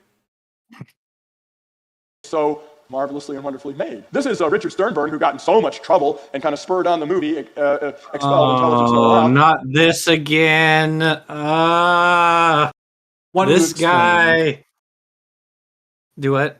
You seem to have a long experience with this particular... You know this story too? Yeah. This is the guy who let in the Steve Meyer paper, and they said, we're not rehiring you because he was the editor. And Steve Meyer is a creationist who moonlights as an intelligent design advocate. Oh, but don't you know I argued with Dwayne Gish on a plane 30 years ago about the age of the Earth? So I'm not a creationist. And Sternberg... let a paper that was not peer reviewed slip into the journal that he worked for, and they said, "Hey, we're not rehiring you for this position." And then he went, "Oh, woe is me." And I want to be clear, it wasn't necessarily that it was a creationist paper. It was that he did not actually subject that paper to peer review before publishing it. Yep, none. And I believe Charles Jackson has said this in other. He's going to lie again. He's going to say it was peer reviewed. It was not. It was not peer reviewed by anyone. That's the whole reason it got pulled. And then Sternberg. Well, they didn't call it the woke mob yet. He was just like the cancel culture, whatever academic elite, the Darwinists or Darwiniacs, if you're Ann Coulter. Ooh, was it cultural Marxists too? I mean, probably that goes back to what, like the 40s or whatever. It's always the cultural Marxists. And so, they claimed whoever like banned him and they took his job and everything. But it's like, just like with every other person in that stupid Ben Stein movie, it was always because they like failed to do their job and then they got mad when people called them out on failing to do their job. Yeah. Oh, sorry, go ahead. No, I was just gonna say, yeah, when you're hired for a job and then you just don't do it, and then your contract expires, you should expect a non-renewal. Yeah, and like it's really funny because I don't know if your people your audience is like a fan of the channel Sean. He makes great videos, but the one that he put out today on Lawrence Krauss's newest book collection of essays, whatever you want to call it, is very funny because it has a whole bunch of people who basically do the same exact thing. It's a bunch of like former academics who either like sexually harassed people or said racist stuff or whatever, and then in the book they're like, I was canceled by the woke mob just for being right. Yeah, and that was a lie. It was always it's like they know what they did. It's just so frustrating, these people. Matt the Broker for $5 says, apparently atheists on their deathbed speak ex cathedra. No, if you're going to speak ex cathedra, you have to actually be on a seat. That's what that means. It means from the seat or from the throne. So they have to be on their death seat in order to speak ex cathedra. So I need a death throne. Yeah, that'd be pretty cool. Hey, that's something else you have in common with the Omnissiah. A death throne. Lieutenant Matt the Moose Broker for another $2 says, academics dislike academic misconduct. Shocking. Yeah, I know. Right? Yeah, it's crazy when that happens. It's crazy when people don't do their job. Yeah. Yep. Although I've also had people who weren't doing, who I worked for, who weren't doing their job for me, and who were then shocked when I was like, I don't feel like I need to actually do what you want me to unless you're going to actually do what you've agreed to. Like, I once had a job that just didn't pay me for a month, and I was like, all right, if I don't find cash with my name on it the next time I'm here, I'm leaving, and I know you don't have anyone to cover for me. So what are you gonna do? Sure enough, there was cash. Nice. Yeah. We love to see it. Yep. He was working at the Smithsonian Museum at the time. Look what he says. One day, we will think of what used to be called junk DNA as a critical component of truly expert cellular control regimes. Which didn't happen. 20 years later, nope. Just nope, not a thing. 2005. But look what this evolutionist said also in 2005 in the Washington Post newspaper. I'm from Washington, D.C., and it's one of the leading newspapers in the world. Look at what this guy from Columbia University said. A lot of the DNA in there is not needed. It's junk. That's what evolutionists have always told us. Yeah, because it's true. It's demonstrably true. This isn't... I need everyone to understand. This is not a matter of, well, we don't know what all the DNA does, so we think some of it or a lot of it is junk because we don't know. It's we know what a lot of it does, and for most of it, the answer is nothing. We have positive evidence of lack of function. We can do things like check for whether or not it's under selection, purifying selection. We can check to see whether or not it actually does anything in a knockout test. Usually not in humans, but in related organisms. And we can say, okay, like unethical or whatever. Yeah, who cares? But yeah, like, I really need everyone to understand that this is not a matter of argument from ignorance on the part of scientists. The geneticists know what these regions do, and they know that they don't do anything. Well, they don't do anything that's important to the organism. They do have various spurious interactions because chemistry is messy, especially in a eukaryotic cell, like we already talked about. If it's intelligently designed, then God needs to go back to school. Step back for the lightning bolt. The guy's gonna get it. Hey, did he get it though? Did Philip Kirchner? I'm gonna double check. All right, guys, we're gonna to Google Philip Kirchner lightning. See what happens. Philip Kitchener. Sorry, I put an extra an extra R in there. Kitchener lightning. Let's see. Philip. Nope, I did mean Kitchener with an N. So, let's see. Well, Philip Kreider, who's a different person entirely, is a meteorologist working at the University of Arizona. Let's see. There's a Marvin Phillips, who is a basketball player.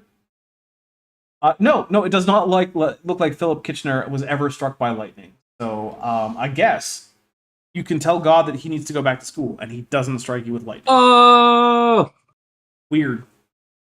Interesting. But even the same year he said that, the junk DNA illusion and urban myth was already crumbling to the ground. Weird, because it still hasn't crumbled to the ground here 20 years later. So what happened in 2005 that was making it crumble there, Dr. Jackson? Already on its way out. For in 2007, a series of international reports came out giving credence to the idea, you know what, guys, that junk DNA might not be true. An example of multitasking genes. University of London, this is in 2006. Jackson, how can an examination of protein coding genes demonstrate that junk DNA isn't real? I'm not entirely sure. Because I suppose if you managed to show that like every region of the genome was like producing functional proteins, I guess.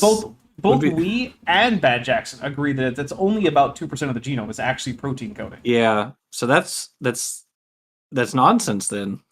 Oh, hey, Jillian Wren just got a bingo. Congratulations. And I don't think I'm going to be able to regale everyone with my stories of steak cooking because we're not there. Which, I mean, I probably should cut back on red meat anyway. So, like, you know. Discover magazine said, discovered the CX26, a gene associated with deafness and hearing, also plays a role in helping wounds to heal. The same gene that enables you to hear enables you to heal cuts. Okay. How do you get from there to therefore junk DNA fake? Connect the dots for me. We're doing underpants gnomes here right now. Like step 1, collect underpants. Step 2, question. Step 3, profit. We need that step 2 filled in there. Because right now we've got this gene does 2 things. Step 2, I don't know. Step 3, therefore junk DNA fake. I don't know how that's supposed to work. Oh, Becca and Dragon Spartan have also gotten bingos. Oh, I'm seeing that higher up. Thank you very much, Becca, Jillian, for that integrity. Yep, I'm seeing it now. So congratulations to Becca Justiniano and Dragon Spartan official for getting bingos. All right, here we go. That's multitasking. No wonder we don't need so many genes. You read it one way, not only can you read it forward and backwards, but genes get together and donate to each other different parts of the instructional code they're handling and then splice them together, sometimes pieces from 5 or more genes to make a new set of instructions to make a different protein. And somebody's got to be coordinating that cut and paste and pick and choose and then splice it together process. And it's the junk DNA that was doing it. Lieutenant Matthew Moosebroker for GLR says, this man thinks, quote, therefore is a complete argument. Yeah, it does kind of seem like that. Well, hang on, let me get to the point here. What about the junk DNA? We'll answer, well, it's possibly non-coding DNA that contains signals that decide when other genes are switched on or off. It's far more complicated and has far more coordinating instructions for all of the other genes around it. I want to point out, that's a different line from a different source that is not in any way that I can tell connected to the first source. So he really is just doing the underpants gnome thing. Where it's like, here's just 2 different things that aren't connected in any way, and I'm just going to pretend that they are. This is amazing. I'm taking a drink. This is incredibly stupid, just from a structural standpoint. Of like, what is an argument? How do you make an argument? if anyone can figure out a way in which the fact that genes affect more than one trait means that junk DNA isn't junk, please let me know. It seems like the argument he's trying to impress upon his audience is that multitasking in genes requires such extensive regulatory networks that we should expect that the size of the regulatory network should approach the total genome size of a human for the human, like, genes, for that number of genes. And, like, that's an argument he could make, but he would have to actually, like, show numbers and experiments and math and whatnot. And he hasn't even tried to go as far as I have in actually going from an argument to, like, a consequence, and therefore to have that all follow to the conclusion he wants you to draw. I'm meeting him way more than halfway in making that argument for him. Can you figure out a better version of the argument, Jackson? Because I want to give him the best shot I can. No. All right. I mean, even my version is a pretty big stretch. The master control genes, the Hox genes, the regulatory genes, that actually their function is to tell all the other genes what to do and when to do it. Yeah. Those like X and Y things, it says they have diseases out here. So those literal diseases or like diseases that. This is a pedagogical thing. If you have someone asking you questions in a teaching setting, it's not obvious that people can hear that person, you should repeat the question before you answer the question. It also gives the person who asked the question a chance to acknowledge that you've understood the question. I don't know if Charles Jackson is going to do that. That's just my tip out there. Well, I'm not sure which diseases. Disease. There are all kinds of diseases you can inherit, that aren't actually from germs. And it's not necessarily a disease or an illness as much as it is just a disorder. Like if you inherited diabetes or a tendency for diabetes, and there. All right. So, disease does not imply an infection or transmissibility, other than, or actually at all, right? A disease is when you have some problem that takes you to a state of health that you would not prefer. Because all health is a state of, your physical being that you prefer for any given thing, right? So what's a healthy, digestive tract? Well, it's a digestive tract that you don't have any complaints about, basically. And so disease is just any time that you have a dissatisfactory health situation, you've got something. Now, injuries are usually excluded for that, but that's mostly for, traditional reasons. So, yes, genetic disorders are diseases. You can call infections diseases. It's fine. You don't have to make this hard and fast distinction. So. There are many things that can be inherited. Male pattern baldness is inherited, but it's through the maternal line, the mother. So look and see if your maternal uncles are bald guys, and then you'll know whether you're headed that way or not. Okay. The non-coding region of the genome, once known dismissively as junk DNA, is crucial. And that was said in Time magazine in 2006 by Sean Carroll, a very famous spokesman for. I don't care how famous he was, that was an incorrect statement. Because non-coding and junk are not synonymous in the literature, and they never have been, and Discover magazine isn't the literature. And now we're on to Time. Jeez. I'm taking a drink for all of these. Time magazine, Discover magazine, New York Post or whatever.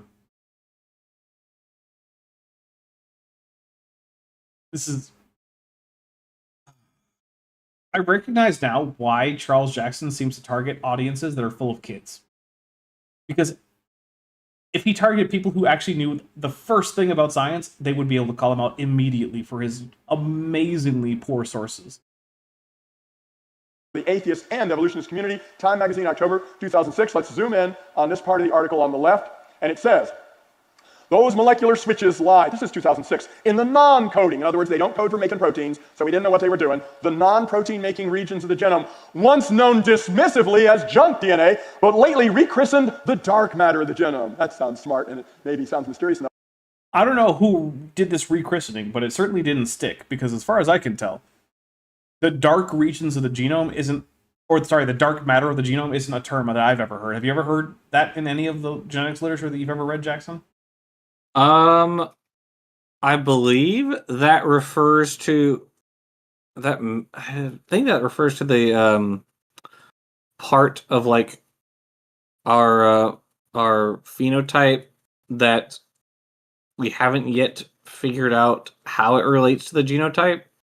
Something like that. But it's very only like once or twice. It's not a term that has caught on in any meaningful sense. Yeah. And also, again, why are we looking at the October 2006 edition of Time and not, say, a paper that makes this argument? That maybe people won't notice this is a big fail for them. Much of the genome's dark matter. You know, it's interesting because in 2014, the ENCODE project finished their second report about characterizing the entirety of the human genome. And they found that approximately 80% had no function under their revised definition for function because their first definition for function was dumb and very stupid. So it's interesting that creationists hate to touch on the 2014 ENCODE project report. They love the 2012 one, where basically their definition of function was like, did it ever interact chemically with anything in the genome apart from duplication? Well, then I guess it's functional. Yeah, that was dumb. Which- and they should have known better. Yeah, it's a very dumb thing to say. Like, for instance, the analogy I like to give is like, you ever see like that, like a shelf, or not a shelf, but like a cabinet with like a glass front that's full of those little like ceramic figurines, like Precious Moments figurines or something. That they were pretty popular in like I think like the 80s and 90s, and so you'll find them in homes. And so like let's say, you know, like your great aunt or something has a collection of these, and she gives them to you in her will because she's unfortunately passed away. And now you have a collection of these figurines, and like you don't really collect these because for one, it's not like the 80s, and you know you're not the target demographic, shall we say, for these. But on the other hand, they remind you of your aunt, and you feel a little bad throwing them out. So they just sit there and collect dust. Under the definition of fitness used by ENCODE in 2012, the purpose of those figurines is to collect dust, because that's what they do. And that's interaction that they have, so that must mean that they're functional. Are they really functional? Are you really keeping them because you need a place to put your dust? No! Obviously not. They're just kind of there, and you haven't gotten around to getting rid of them for no particularly great reasons, just because it feels a little weird. They're not functional in your life. If they were destroyed, nothing about your life would become measurably worse, apart from like feeling bad for like maybe a day at most. That's it. That's what their function is. They don't have one. But ENCODE's like, nope, that's where you keep your dust. It's very important. Don't want to not have a place to put your dust. And then in 2014, they were like, yeah, that is pretty dumb. And so they revised it. And yeah, lo and behold, turns out 80+% of the genome known to be non-functional, known to be junk, known to not be regulatory sequences, known to not be coding sequences, known to not be promoters. None of those things. There is, in fact, junk. Yes, much of it is junk, the residue of evolutionary events long forgotten and no longer relevant. But a subset of the dark matter known as functional non-coding DNA, comprising some 3 to 4% of the genome and mostly embedded within and around the genes, is crucial. Coding regions are much easier for us to study, says... Hey, Chuck. This contradicts your point. You know that, right? Your own cherry-picked source contradicts you. I'm taking a drink. This is a Trojan source that he's just shown us on its own. Like, I don't even know why he would show us the text of the Trojan source. Absolutely amazing. Sean Carroll in his new book, because we could trace back the proteins to the gene they came from. 3 to 4%? No, it turned out to be much more in 2007. This is 2006. Svante Pavo from the Max Planck Institute in Leipzig, Germany, came up with this. He found out, and I'll look up close here, there's a gene called the FOXP2 gene, which controls your brain development. FOXP2. Among other things. It does, yeah, other things, and also it's not the only gene that affects brain development, so that's another thing. So saying the FOXP2 gene controls brain development is oversimplified in multiple directions. Well, most mammals have that gene, and our gene is only it produces a protein that is only 2 amino acids different from the protein in a mouse brain gene. Is he going to seriously tell me that he doesn't think that that could come about via mutation? Because he would have to make that argument, right? We're about to find out, aren't we? I'm actually not sure if he's going to make it here, but like if you had to press him on it, he would have to say that no, that's a mutation that can't happen. But like, Why? Why can't that be a thing? And that two difference, it makes all the difference in the world. Well, okay, monkeys and mice have it too, but the monkey is only 2 amino acids away from us. Now, most proteins that you have in your body are 400 to 500 amino acids long, but just 2 being different, Svante Pavo said, was enough for our brains to be 3 times the size of a monkey brain and for us to be able to talk. Okay, so this seems to imply that a very tiny change in proteins, no matter where they are in the amino acid sequence, can cause drastic differences in the functions of the protein. But that's not entirely true. The way that proteins work is that they have certain shapes and they have what are called functional groups. And the shapes interact with other chemicals, and the functional groups are the site of active chemistry on the protein, right? But if you make an amino acid substitution that doesn't significantly change the shape or change any of the functional groups on that protein, it's not likely to significantly change the actual function. One thing that I like to point out is hemoglobin.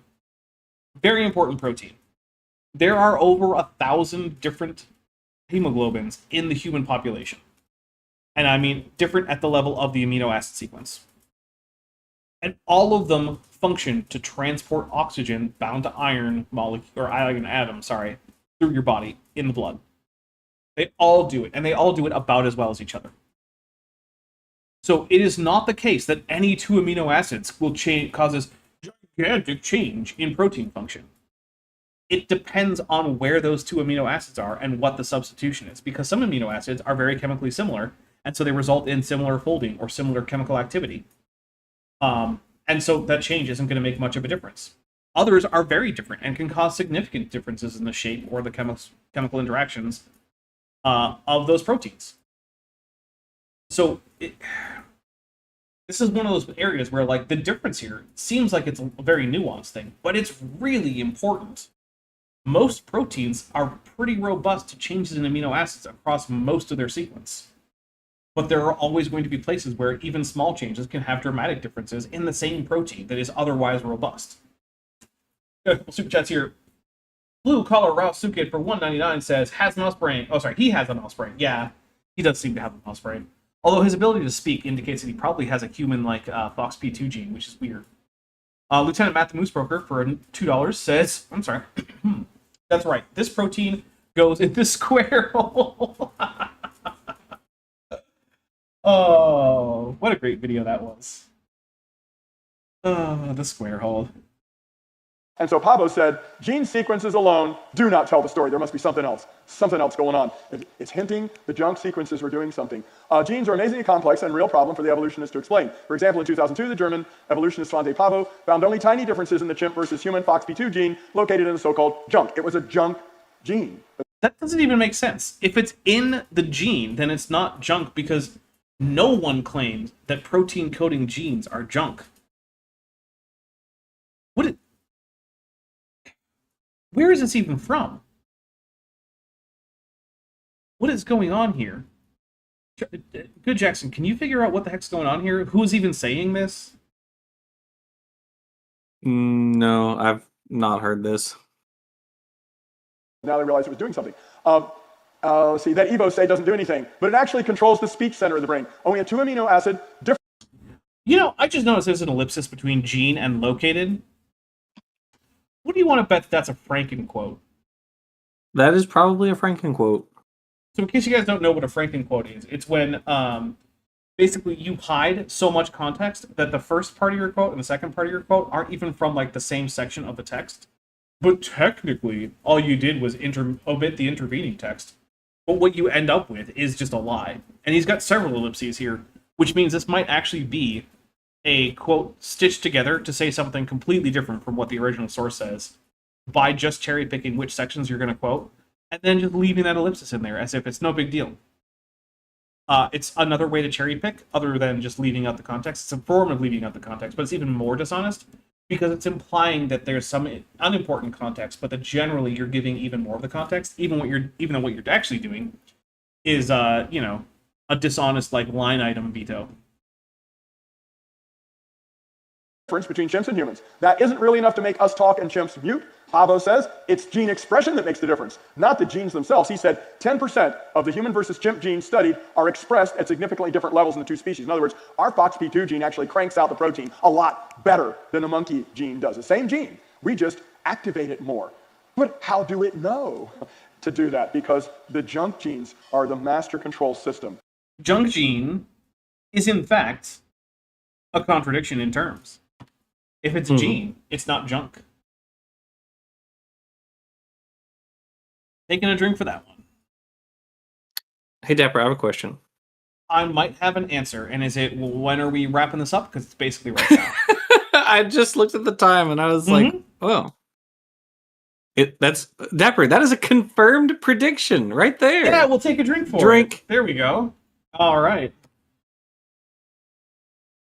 Well, if anyone wants to give another 11 super chats while we do this so that I'm forced to go get steak and regale you all with my misadventures in preparing a proper steak, something I haven't done in probably a year and a half, feel free. Otherwise, I'm just going to continue eating like spam and rice. But yeah,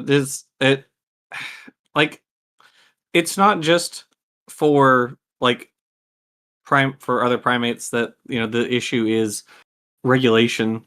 I mean, the reason that we use mice and guinea pigs for so much medical testing is they're like around 90% genetically similar to us. Yeah. Right. And a lot of that. And so therefore, it has to be a lot of gene regulation. It can't all be just, well, their proteins are different. Right. So. All right. Well, Jackson, I'm going to say that you should tell people what you have coming up on your channel. I'll do the same for mine, and then we'll get out of here. And if you're interested and you have access to my Discord server, we'll go and watch Ebera, Horror of the Deep. What do I have coming up? Well, the same thing that I had coming up 3 months ago. I have not put out a scripted video in 3 months. I was informed a little while ago. In part because I don't have a lot of time for making videos right now. I spend most of my day writing lectures for my classes. So I don't get that much time to work on YouTube videos, which is funny because the script for the Cauliflower's Tale is done. The script is ready. I just have to record and then make the video, but I spend every waking hour working on on my scripts. So not on my scripts, on my I want him to make more videos. Everybody in chat, go tell Jackson to make more videos. I will. We're so close to finishing the Ancestor's Tale series. We're pretty close. So there's not many left. I think there's only 5 or 6 left, something like that. Yeah, so but we're if you almost only there. make one video every 3 months, years. You're right. I need. Well, most of those should be relatively short because the vast majority of eukaryotic diversity is in the Cauliflower's Tale. The other ones are not nearly as much. So all right. Well, just hoping. What's coming up here? So let's see. Thursday, I've got the next video about what's his face? Dan Biddle coming out, right? Dan Biddle's gonna be very confused about volcanic ash.